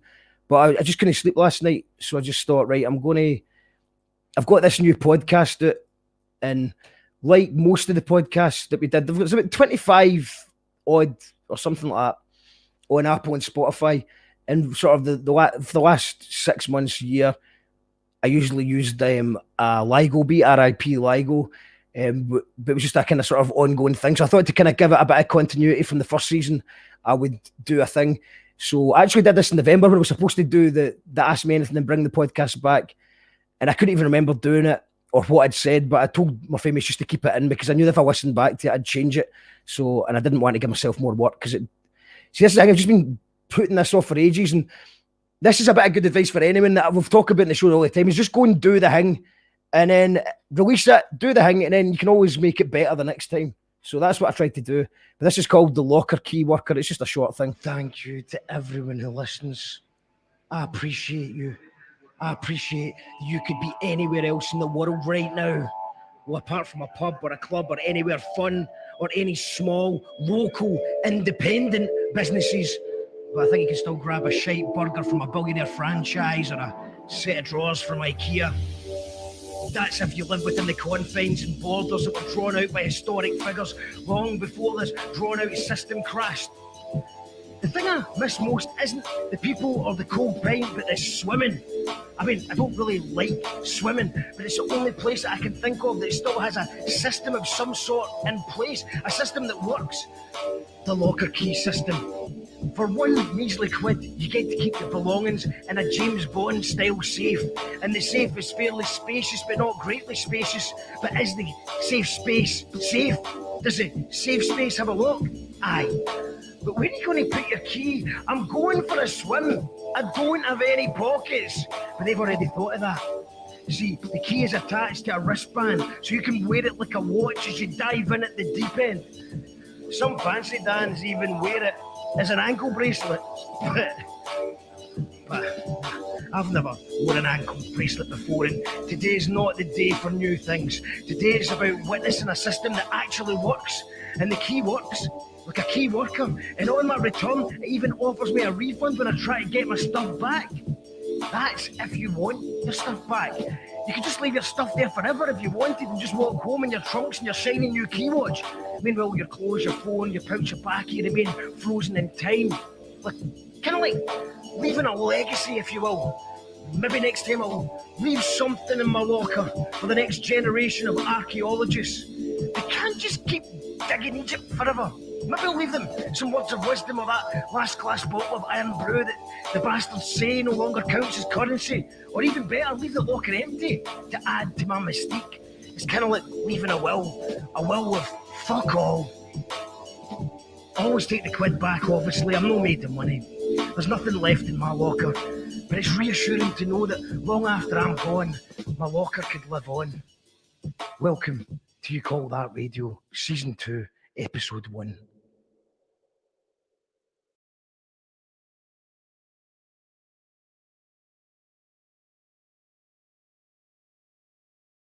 You call that radio, radio, radio. More like a TV show, TV show, TV show. On almost every night, every night, every night. It's gonna be streaming live, streaming live, streaming live. You call that radio, radio, radio. More like a TV show, TV show, TV show. On almost every night, every night, every night. It's gonna be streaming live, streaming live, streaming live. You call that radio.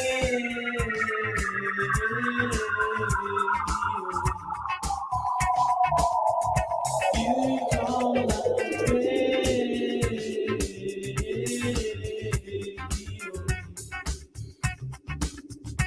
You call that radio.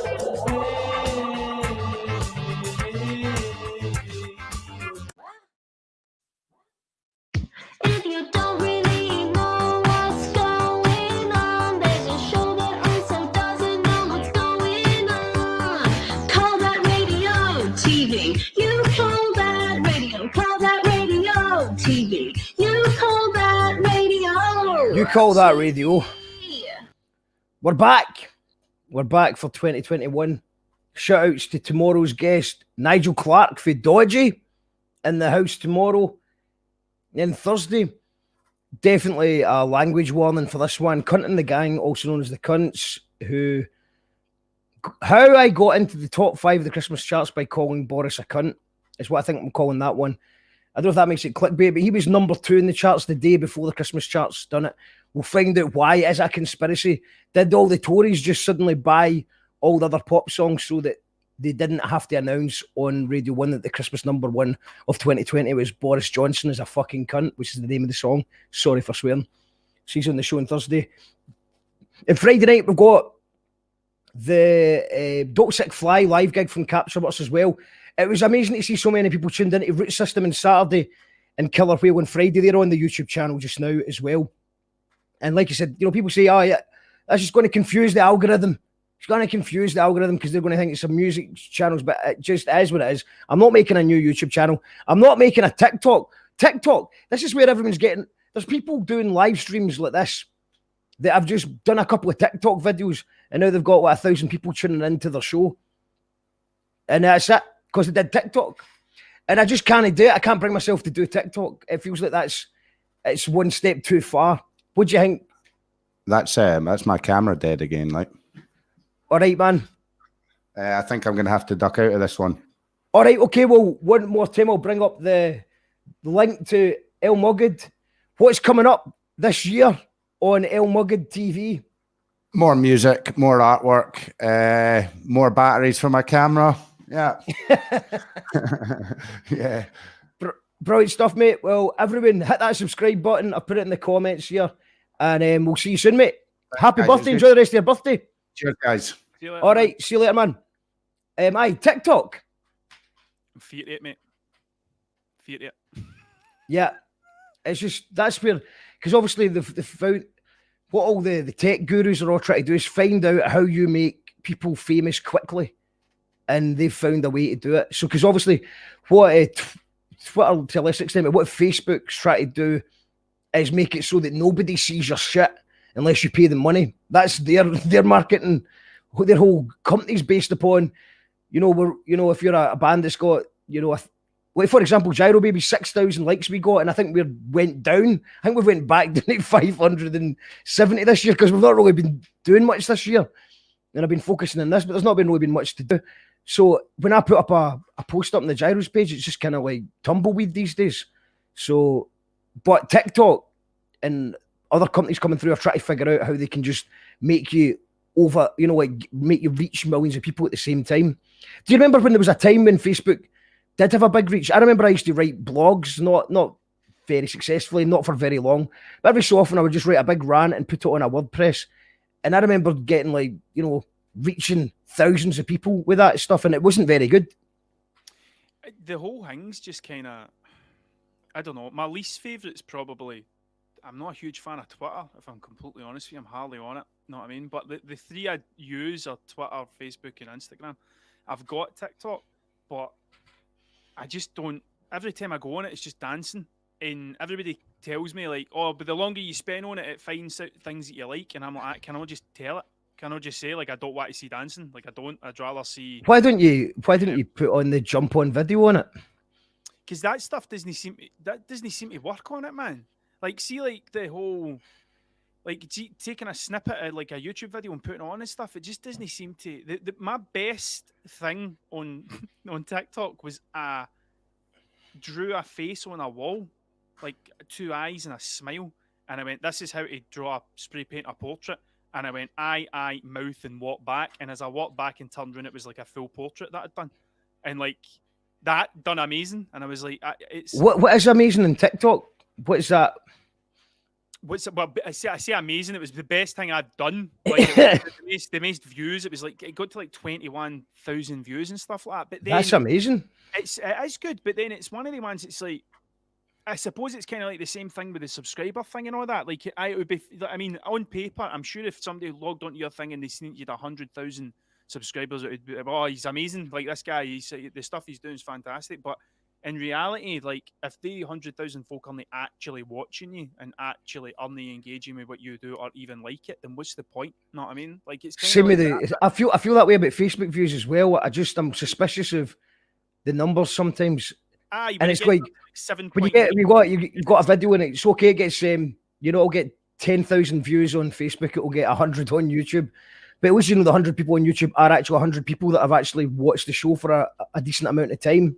It was the scroll past, remember that? I don't even know if it still happens. Like if you scroll past and the video auto played, it counted as a view. That counted, yeah. It still does count. You need that's cheating. That's not like it, aye. And then at least with the YouTube thing, you can see, like, oh, this is how many people's watching it. Like, I'll have, like, I don't know what your audience retention is and all that sort of stuff, but when you look at it, it's like it's gradually going up, and like some videos do better than others and things. And mine's a bit random, just because it is so random. I mean, I think because you've got quite a good system working, whereby I think you're just gradually picking up more fans who are, if they liked your last video, they're probably going to like your next video and stuff like that. Well, I don't think it really has that, because like if I'm talking to someone about a totally different subject that someone doesn't like, I think I'm a bit too random for the algorithm, so I don't think my retention goes up. Well, as we've seen it earlier, my retentions went actually down a lot in the last year. But I suppose it's really hard to compare those, because there was 100 people watching it the year before, and there's 1,000 people technically watching it this time. The Capture Works one can have 2,000 people tuned in, so it's hard to tell. It's hard. It's a minefield. But do you know what? Just going to stick to what we're doing. Random podcast with random people. Do some live music. Do some documentary. Want to do some comedy skits once I get the video camera thing sorted out. I want to talk before we go was the thumbnails, because you're quite good at a thumbnail. Is there any advice you've got for anyone who's, because obviously you make the video, do you just pick the randomly off one, or do you make a separate thing?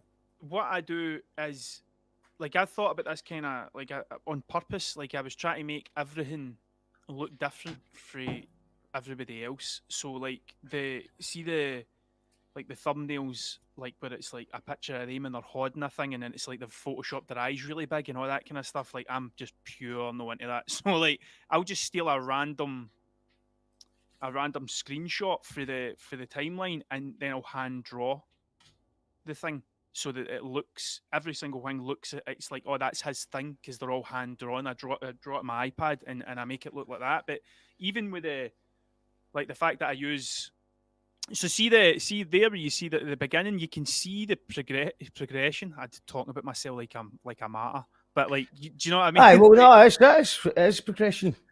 So it's like that's why I do that. But I try and like see how everybody uses an SLR, like a mirrorless camera, whatever you call it. Like, that's what they use. Like, they've seen it as the vlogging camera. That's why I want to use a camcorder, because it looks different. Do you know what I mean? So it's like when you do put it on, it's like, and then when I use people's music, like when I use your stuff or whatever, like I put it up on the screen for a reason, because it's like I hate that thing where it's like, it was the worst thing about skate videos, was like you would watch a skate video and then you would no idea who it was until you got to the very end and you had to go through and try and find out who it was, and then sometimes it was hard to figure. Like I quite like the fact that if you're into a tune, it's there, and that's when I go and get it. Like that, just stuff like that, man. I don't know. Also, this is a good wee point to bring up as well, is that because obviously I'm delighted whenever you use any of our music in the videos, and I think most people of my level anyway would be. I think it's usually just when you get management and labels and different people involved that's when there's issues. But I think most independent artists that are actually independent that will want their songs on this stuff. But I mean, I'm having experiences where artists now are they're ticking a box on CD Baby or DistroKid or what was Emu Bands. Where basically it's a box you can tick so that they go and get the money from you if anyone uses your music. And it's going to have a detrimental effect on, because you've got, so for example, there's my mates I've played on this show, just played them, probably, you know, the awards ceremony and stuff, playing them because they've won an award on the show and they were happy with it, everything was cool. But because they've ticked that box, the show's been, it's been muted, or it's been demonetized, or it's basically, it puts you off it. So I would tell any artists that are independently distributing themselves, like, have a double think about whether you actually want to stop people using your music, because there's so many creators out there that would rather use our music than a famous band's music because they want the money for it. And I'm not bothered about the money for it. I mean, obviously, I wouldn't want Coca-Cola using my music and not paying me. Do you know what I mean? Of course, aye. It's the same thing with it. Was there no a big case? Who was it again? Was it Rhyme? MSK Rhyme? It was. I think it was him. It was a graffiti artist, and what had happened was it Mercedes had used one of his pieces in a photography thing? Like they took a photo of the car in front of one of his walls, and then there was a huge big court case about it because it was like they never paid him a dime, never paid him anything, and it was just like that's wrong. It's like totally wrong. There's a guy, one of my mates, James Michael Rogers. He used one of his tracks in one of the videos I made, the one in Invergordon. And I went to school with James. You know what I mean? I've known him for years. And I says, can I use that track? And he's like, of course, man. And I put it in, and then the robot said, you're not allowed to use that. And I sent them screenshots of my friend saying to me, yes, you can use my music. And they just blanked it. They don't even look at it. And they just say no. And there's a guy I follow on Instagram, and I watch him all the time, a guy Smo, another graffiti artist. I was talking to him on Instagram, and he was saying that then if you've been demonetized because you've used a copyrighted song, you no longer appear in the suggestions. So like there's some sort of thing where, like, if you've had a copyright strike, that will take away your some of the things that you're suggested for. And it's like, and I think you'll get three strikes and you're out. So I've been close to one. There was one situation whereby I got a 5-day warning that I was getting a copyright strike unless I resolved it with the person or I deleted the video. And it was just a random one. It was a lassie that I'd interviewed. I don't know if she'd maybe used music of his, or I don't know what. He wouldn't tell me. I got his email through YouTube or through Gmail or whatever. I had a conversation with him anyway, and I went, can you explain to me what it is I've done? Because if you explain to me, then of course YouTube's quite good. That's another thing I prefer it to do. Facebook, it's easy to just trim something out. You can just trim it out. But he wouldn't tell me what it was. So it was 2 days till copyright strike, so I just had to delete the full video off the internet. And I've still no idea why. But normally it's just a case of, you can't monetize this video, you need to trim it or you need to mute it or something like that. So you know how Joe Rogan's moved to Spotify? Yeah. And he's got the video bit put in it. So I think what might happen is Spotify is going to go. I'm not that I'm a huge fan of Spotify in any way, shape, or form, right? But like I think they're going to go down the video route for content creators. But then if they've got all the music anyway, then surely if you use a track, a percentage of your royalty would then go to that artist. Which I think that is what they've already started doing. is that Might right? not be 100% worth double fact checking me on this, but I think it's Podbean or Anchor. They're doing a deal with Spotify. So if you use any artist from the Spotify bank, the bank of artists in Spotify, then they pay, the artist gets paid off it. So which is Spotify own Anchor. They bought that. That's theirs. yeah. So it's probably something like that. And I mean, that could be, I mean, there's a lot of, I mean, Spotify, I think they've really fucked up the Joe Rogan thing because it seemed like a bit of a steal. 200 million is a bit of a steal considering how much traction he's got. But part of the traction is people arguing in the comments. So now that you've not got any comments on Spotify, you're just also, and people are just stuck in their ways. They don't like change. So you're asking a lot of millions and millions of people to just suddenly move on to a new thing that it's a bit glitchy, still a work in progress, and there is no comments. And that is part of Joe Rogan. It's like someone comes on and you go to the comments and see what everyone makes of it. The train wreck, it is a train wreck. But you've got to of a Joe Rogan comments thing. Because obviously there is so many people from the left and the right and all that go on the show, and it's quite a wide group of people that watch it. So it does make for an interesting train wreck in the comments. Kyle King says bar stewards, correct. They are that guy was a bar steward. I don't know what his problem was. Coca-Cola aren't worthy of your music. I grudgingly use Facebook, but I don't use Twitter. The cesspit of social media, in my opinion. Instagram or TikTok, I hate all that sort of stuff. Well, do you know, I was quite anti-Instagram up until maybe, I think maybe 2 years ago I got it. I finally just got it, and I do quite like it, especially when Facebook's getting all political. It's just, it depends. Instagram, you've got more control over who you follow. So, like, you know, you've got to add someone that you've met on Facebook. You've got to add someone that you know, but you might not really want to be listening to their political opinions. Well, Instagram at this moment is the people I follow. It's just usually quite nice pictures. Not so much now since lockdown, but just it used to be like, you know, there's a bit of that people living their best life thing. But I could like looking at pictures of sunsets and all that stuff. Does So your Instagram numbers go a bit kind of fluctuate quite a lot? What do you mean? I'll go up like 10 and then it'll drop 7, and then the next day it'll go up 2, and it'll drop 5, and then it just does this constantly. It never like obviously some people dislike your thing or they decide they don't like you anymore after watching you for 2 years, and then they go, I don't like you anymore. So it does. Think about people just deactivating their account though. I don't. Well, maybe but it's quite bizarre, like how It happens all the time. Aye, Well, I don't really keep a track of it. I'm at 1,313 followers on Insta. And I mean, I've not really been paying attention to it much. I remember hitting 1,000 and that I just sort of switched off after that. So I've not actually, I can't say I've noticed that, man. And I thought about starting that, you call that radio Instagram, but if you want to add me on Insta, it's just at mark.all.trades. So I'll just put that in this if anyone's want to add me on Insta.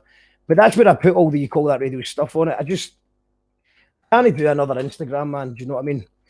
My mate, big ups Martin, absolute legend. He's like, Mark, you need to get your over here in the West End on Instagram and ride that meme train. Because like you just share those memes and you'll fucking.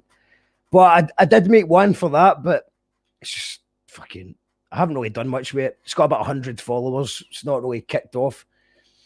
And Instagram, yeah, I use Instagram for uploading photos. I think it's good. I quite like it. It's all owned by Facebook though. So is WhatsApp. So is everything. The comments run so fast when they're big time. Yeah, well, that's it. If you call that radio, what they do now when you become the big time is the supporters that pay a subscription to YouTube get highlighted in big writing, or you have to chuck in a $5 to ask a question. Imagine that, getting a $5 a question. 11-year-olds told me today Facebook and TikTok are for boomers. Discord is where it's at. That's really interesting to see that.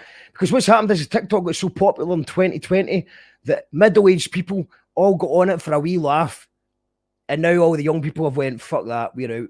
Same as Facebook, you know what I mean? Everyone's like that.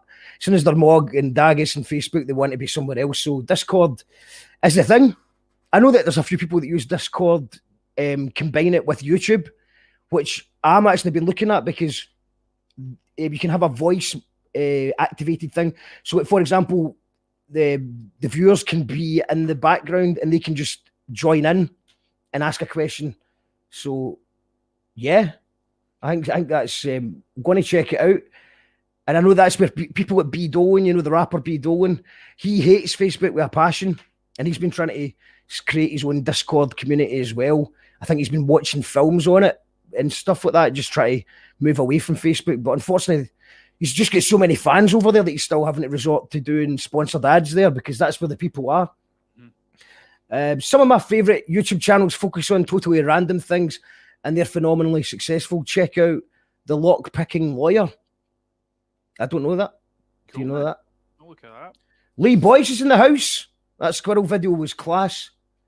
And Alan Rorison says, I'm still laughing at Pubecast. What a horrible thought.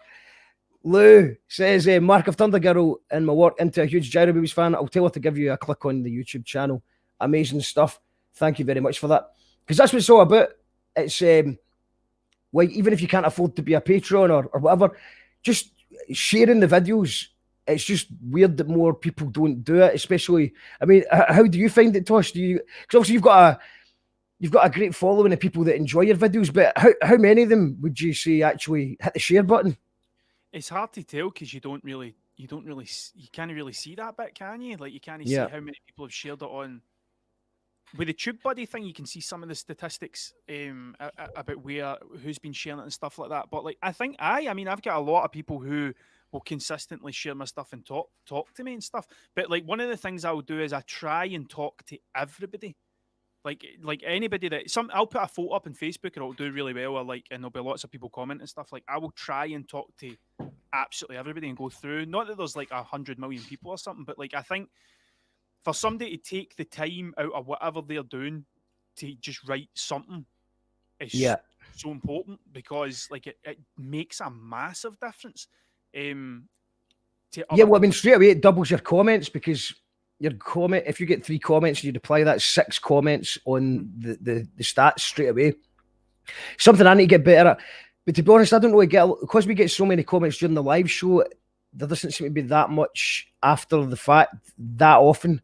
So I tend to forget about it. But I should do better at it, because there is actually a wee bit where I can just go unresponded comments and just go through it. Or always give it a love heart, because it's good that people are commenting. But yeah, it seems like people will tune into the live show, but then never comment after it. That's one of the disadvantages of doing the premiere thing for like. So, for example, with Root System and Killer Whale on, when we premiere it, everyone comments in the live chat, and then the show's over and they just switch it off and do something else. It'd be really good if everyone who's in the live chat, well, let's try it out tonight. Like, still a big bunch who's watching tonight. After the show's over, just go into the comments and say, I enjoyed that show, big up Tosh or something like that. Because I think that would make a big difference to the engagement, because maybe YouTube's going, doesn't seem to be getting that many comments. Do you not think it's a tipping point though, man? Do you not think there's going to be a moment where, like, and you don't know what it is, but something will happen and it will just push, because it's the, what's it called again? Compounding. Like, it's the compounding of stuff. So, like, eventually you'll do something or something will happen where everything gets a boost because it just hits that next level. And it's just a case of it's the consistency, it's the perseverance. I keep doing it that eventually that will happen. Because I was talking, one of my mates, Craig, is like an SEO guy and stuff like that, and he's been talking about stuff like eventually he says your YouTube thing will tick over, and then what will happen is people start listening to you more on Spotify, and then you'll start making money on Spotify, and then all your numbers will go up here, your numbers will go up there, and it will all go up. But it just takes that one thing. There just has to be something that resonates that makes you go to the next bit. I think I would like to believe that. And you know, I've always kind of believed that, told myself that with music, because you can even see it in a small way. If we would release a new song, then that means that people go back. They might have heard you for the first time. They go back and listen to your whole back catalogue. So it does happen. Even I've seen it happen on a small scale. Because people maybe that did used to listen to you, haven't listened to you for ages, but then you drop a new single and they just go back and replay everything, and then that, yeah. So I think it can happen. But I mean, also I'd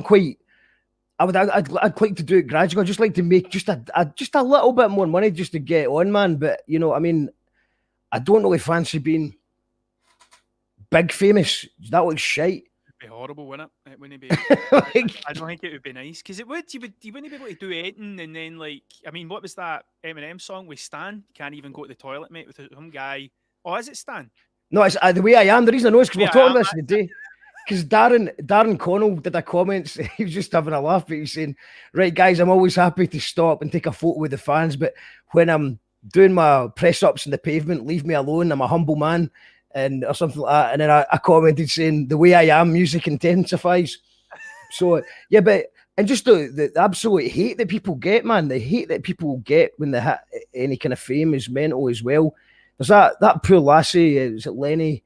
She's a young Scottish poet, I think, in St Andrews or something like that, Fife, I think.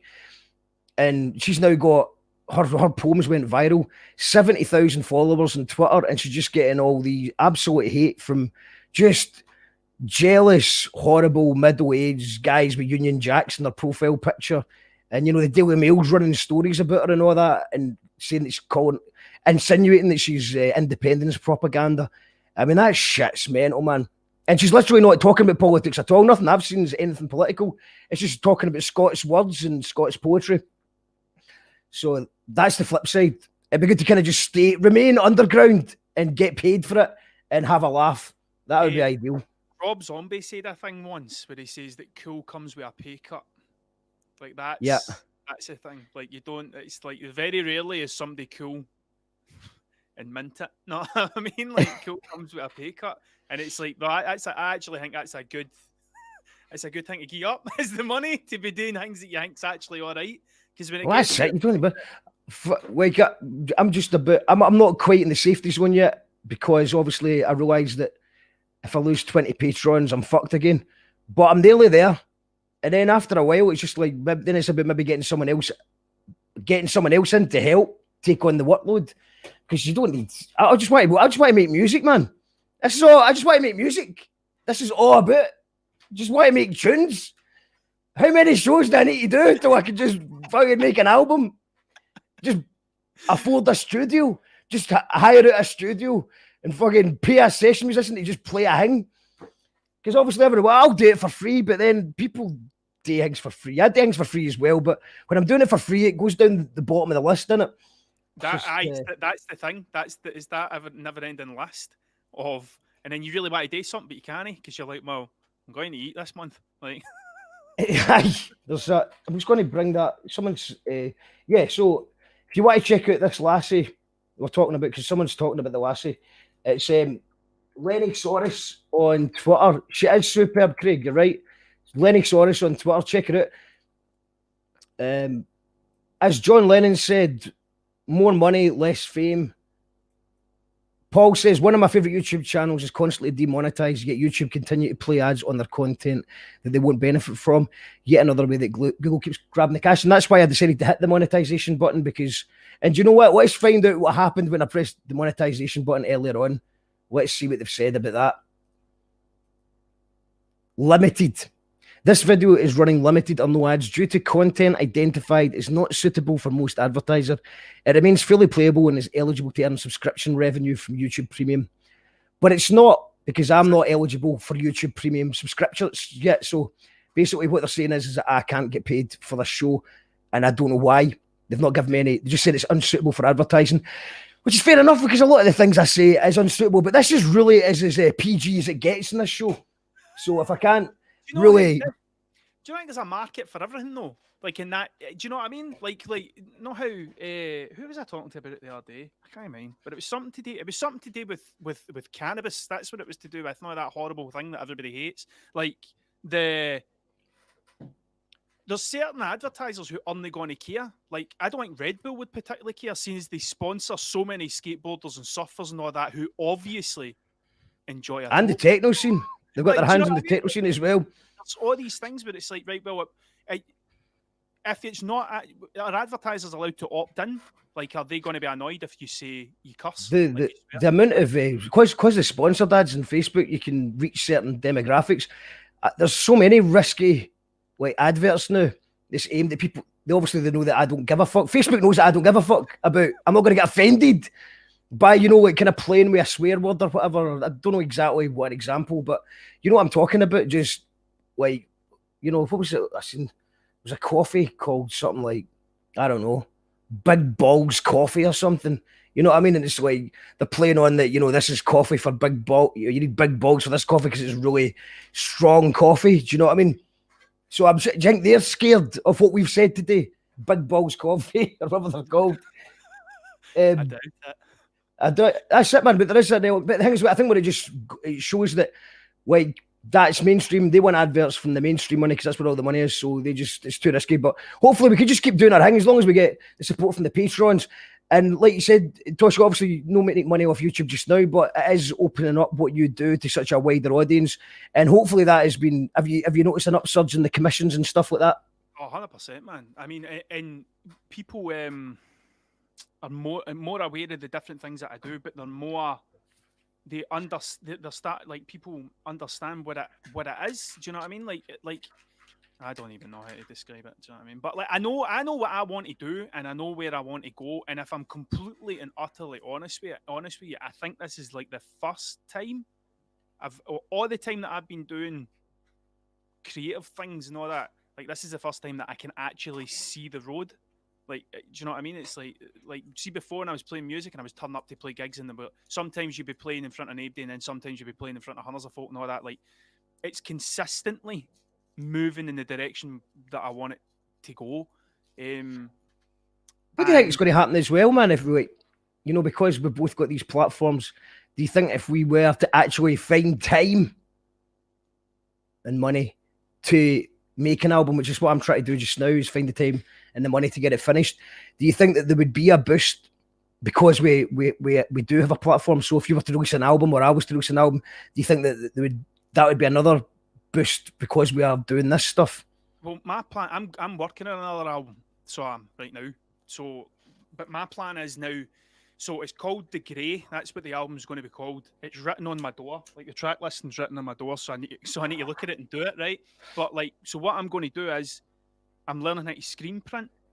So I'm going to make a video about my first time screen printing, and then eventually I'm going to make a video about making the front cover for the album, but screen print 100 prints, and then that's it.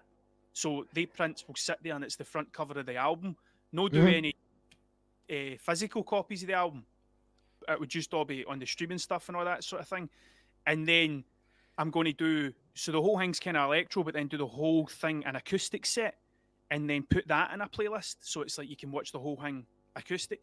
So the one thing I think that the actual video thing and getting across your personality across and stuff like that is it's allowing me to think of what is actually worth doing an album, because I'm going to get, and as much as I hate the word mark, I'm going to get X amount of content out of this album. Yeah. So it's like, that's the bit where it's like, well, somebody might come, like one of my videos is getting nearly 10,000 views, and it was how I spray paint a portrait. That's what it was. I think it's like 9,900 something or other, right?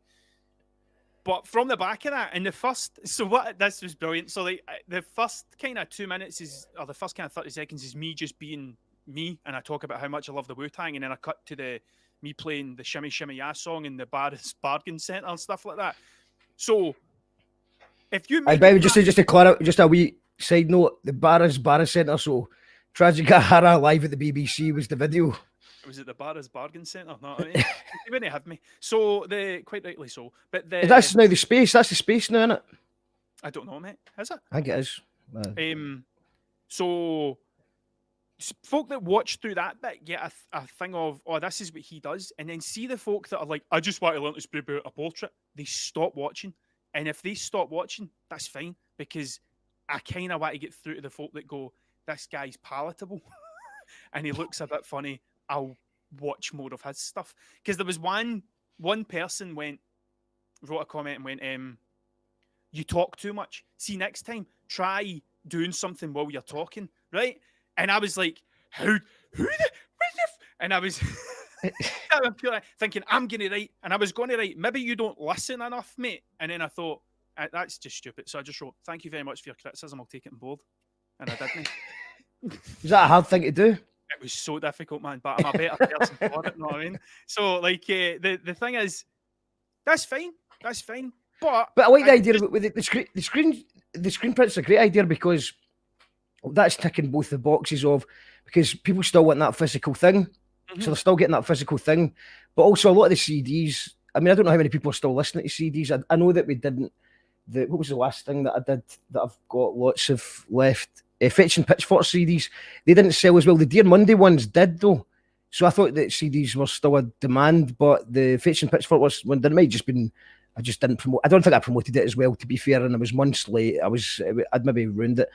But the point is that people still want that physical thing, but they're maybe not actually using the compact disc. So why pay all that money to get compact discs made up when you can just make a really nice bit of art, and then people get the art and they can put it in their wall and they can just listen to it on the platforms.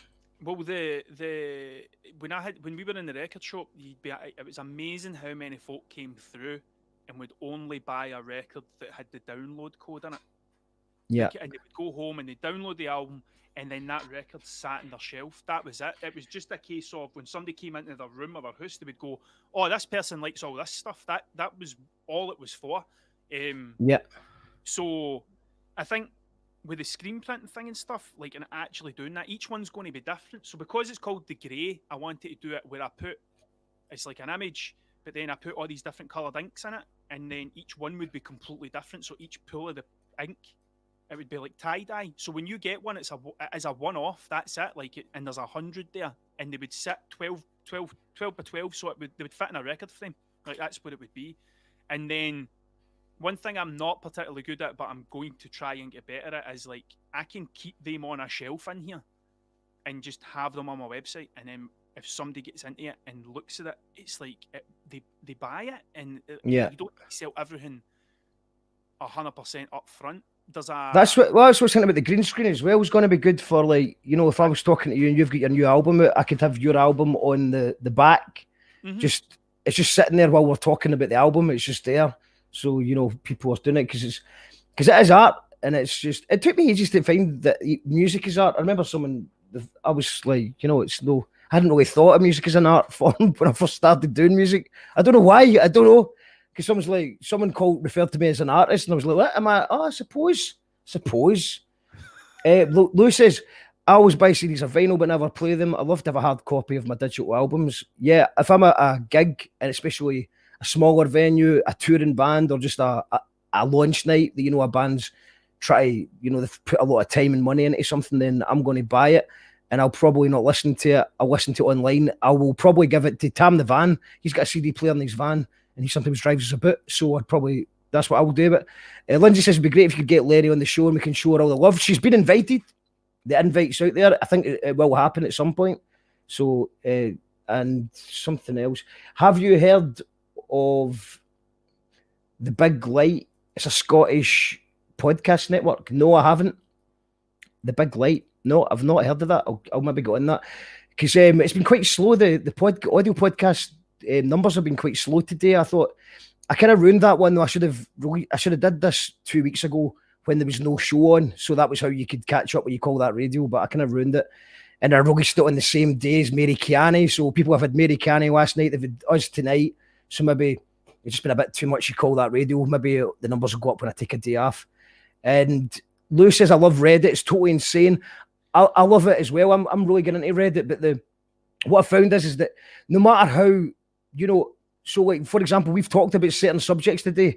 If I was to go into a Reddit forum that's about these subjects and said, this is a podcast about these subjects, it would get taken down for spam. And I understand people don't want irrelevant spam, but you know, when you're talking about, you know, a Reddit page based on a person that they all love, and then I'm sharing a podcast about that person that's featuring that person, still spam. It's always spammed off at Reddit. So I don't know how I can turn it into a promotional tool at all. But it's good it's good to get off Facebook and just see the rest of the world. I think, like, I'm on a couple of kind of spray painting graffiti subreddits, and people will, like they'll like they'll, like have their hand styles, or they'll have something, and they'll put it up and they'll say, "What do you think? What could I do with this?" And for a while, I was going on and I was saying, "Oh, if you maybe try this or you do that," and I was talking to people, and then I made that tutorial about painting a portrait, and I put it up, and I said, "Look, I've been on this for a while, and like if anybody's interested, if they ever want to learn how to do anything realistic rather than letters, like this is what I've done, and if anybody wants me to do anything about like more graphic stuff, give us a shout." And I got a bit after that, but it was like 6 months of on purpose just talking to people, and it's like that is the for a promotional tool. It's like it's good, like it's a really good thing, but you need to invest a lot of time into it. Do you know what I mean? Yeah, well, I have noticed that depending on your because obviously people do share podcasts and videos and music all the time, and it doesn't get taken down because the admins obviously go, "No, that person's allowed." Do you know what I mean? Salute that person. They've got the karma or whatever. I don't know. I've got about 1,000 karma. I say maybe I'm just over 1,000 for everything now. So I've got. But once again, man, I suppose that's the advantage you've got of, you know, that you're in that niche of spray paint and graffiti, so you've actually got some relevant skills to bring to those forums. We've got a comment from Kyle's asking if you've got an artist page. This is maybe a good time to just wrap it up. And how can people see more of what you're doing, man? Get the plugs in. At Mr. Tragical Hara on everything, so on YouTube, Facebook, Twitter, and Instagram, and TikTok. But like, I mean, it's not my best work on TikTok, know what I mean? But like, I'm on them, and my website's there, www.tragicalhara.com. Here's a thing for you, man. I'm pushing my mailing list now, like so. Yeah. People sign up to the mailing list, and I just like I think once a month I'll just be saying, "Oh, these are some of the things that I've done." And can I push folk towards that? Because the mailing list... What's actually maybe a good question is, so I've got quite a good mailing list for Gyro's stuff, but I use MailChimp, and it seems to be that just a lot of the analytics from that are quite depressing, and I don't know if it's because, you know, I made a big deal out of the mailing list ages ago, so I don't know if a lot of people have used different emails now, or it's going into the spam folder, because maybe like I know that Gmail's a bit funny about MailChimp sometimes, because obviously there's certain people that use MailChimp in a spammy way. I try not email people more than like a few times a year, but I think that I was maybe going to do that as part of the Patreon thing, is maybe do a monthly newsletter or something like that, just because maybe, you know, the people would like it. So I suppose I've got everybody that's on the Patreon, I can just message them. Everybody's on Bandcamp. It's got an amazing thing now. If you get the Bandcamp app in your phone, you can email everyone who's on the follows you in Bandcamp, which is quite a big game changer. So that's handy. So I suppose between Bandcamp, the mailing list, and the Patreon, I have got that in place. So maybe that's the future. But the question is, MailChimp, is there anything alternatives to MailChimp? I use Squarespace, see, because I built my website in Squarespace. I mean, I used to... Our website's on Squarespace as well, man.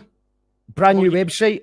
You can get a subscription. Like, you need to add. It is, I don't know how much it is a month to bolt onto that. But what I was doing was it was sending the email to a Google Sheets, and then I was copying for the Google Sheets, and I was putting it in my MailChimp, and then it was like you can get 3 free newsletter drops through Squarespace, and I was like, I'm just going to maybe this is the best way to do it, because that step in the middle of copying stuff over was enough for me to go, I'm not doing a newsletter, this is pure hard. You know what I mean? Like, whereas at least if I'm on Squarespace, I can just kind of do that and put it out there. So, and how much extra is that? Is that the same? Because I noticed that I was considering upgrading so that we could do, it was an embedding thing, something about embedding, because my mate Martin's been helping me with the website. It's ready to go. He just wanted to tweak it a little bit before we go public with it. But I let all the patrons have seen it already. I shared it with them a few weeks ago. But it was like, it was something that we wanted to do. And I think it was embedding if we paid extra a month. So is that maybe, you get to embed stuff and you get to have a newsletter option? Potentially, I don't know. I mean, I've got like the middle commerce one or whatever, so I can sell stuff. But that's the one. That is the one, the e-commerce one. But I just went, do you know what? I can't be bothered with it. I'm just going to sell stuff through Bandcamp until, yeah. But I should just do it. Francis Snow says, sounding good. Thank you, Francis.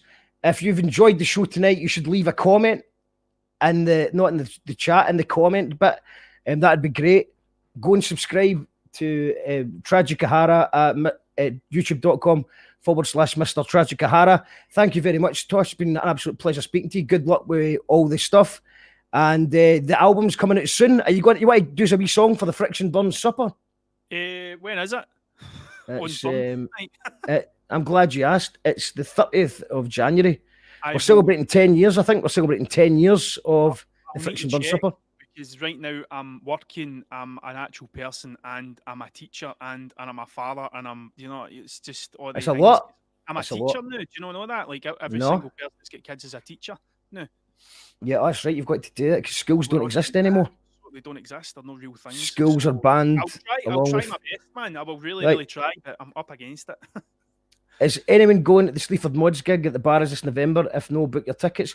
I'd love to go, if it's going to happen. I'm just kind of like no up for buying tickets right now to anything because it's the crushing disappointment. I'm trying to stay optimistic, but I don't want to see things getting cancelled anymore. So I'm just trying to avoid that. But I'll hopefully see you there, man. Hopefully it happens. It's looking like we're thinking September now. Fingers crossed. Bandcamp Fridays when all purchases should be made. Yes, you should do that. When is the next one? That'll be on... But the only thing about this Bandcamp Friday thing is I think that a lot of people now are waiting for Bandcamp Friday. Then Bandcamp Friday comes because they get paid and they just get pissed and they forget all about it. So, but yeah, if you can do it in Bandcamp Fridays, do it. But just use Bandcamp in general because Bandcamp is cheap. I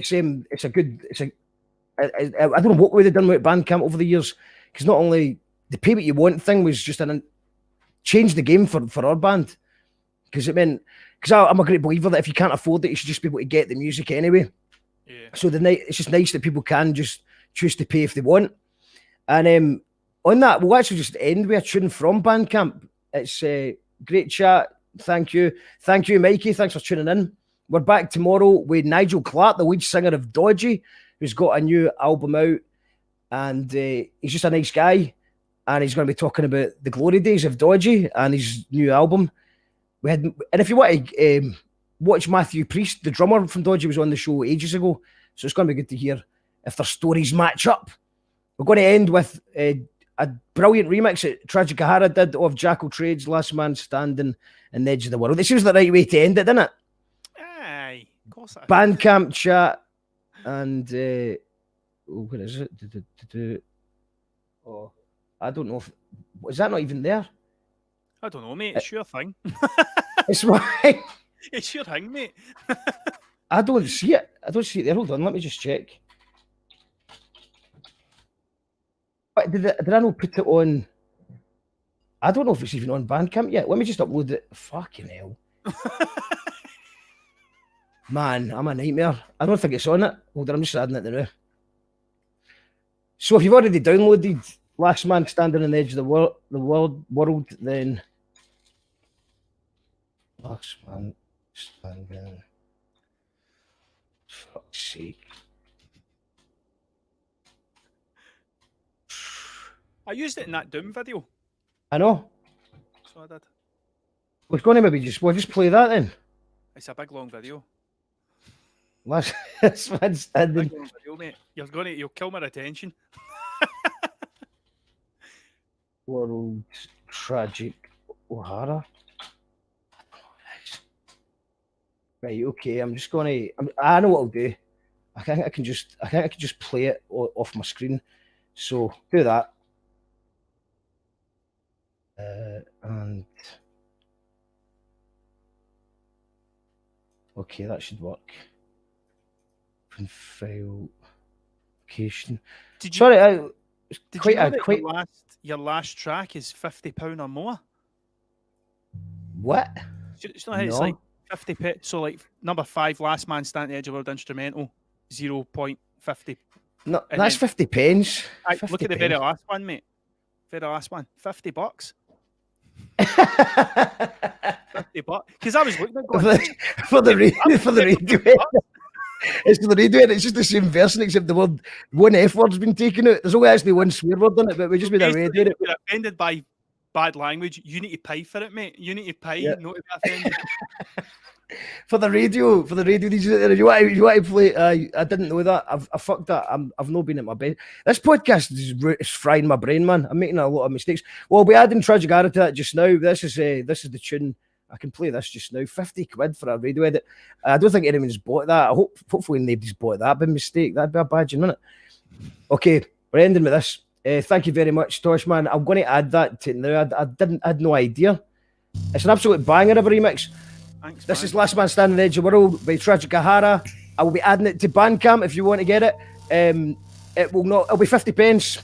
In fact, it'll be free. It'll be pay what you want. Next one, Tragic Hara. See you soon, mate. Would you miss me lately? I ain't so sure, from sincere to the doer, I no longer feel truer, and you are levitating over me in pure. I'm a footnote of an anecdote, but the future needs you. I've become a worse version of my former person. Denial gives permission to pick up this weapon. Reality cheats me and leads to aggression. Want to break out this box that I'm stuffed down and kept in. I reckon the dark road just got too damn windy. The twists were confusing, the lights how they blind me. Sat-navs the enemies, marked out how they find me. An unlikely ID holds me no like it. I'm leaving a trail, too tired to fight it. Stole petrol for beat up, no ball to ignite it. Last man standing on the edge of the world. Last man standing on the edge of the world. Last man standing on the edge of the world. Last man standing on the edge of the world. This is a man who runs from discussion, comes from the tunnel of fuzz and expulsion, turns into devil and worst of consumption, struggles to function and fucking disgusting. Understands why you can't, but just wants you to love him. Outcast from all funding, relies on his cunning.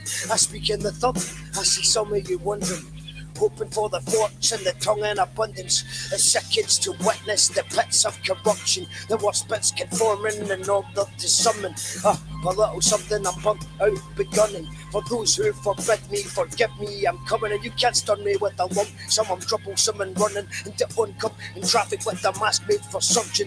The muzzle hides a piece of the puzzle called consumption, translating isolation but transmitting from nothing. Last man standing on the edge of the world. Rolling solo with a flag unfurled. Last man standing on the edge of the world. Rolling solo with a flag unfurled. Last man standing on the edge of the world. Rolling solo with the flag unfurled. Last man standing on the edge of the world. Rolling solo with the flag unfurled.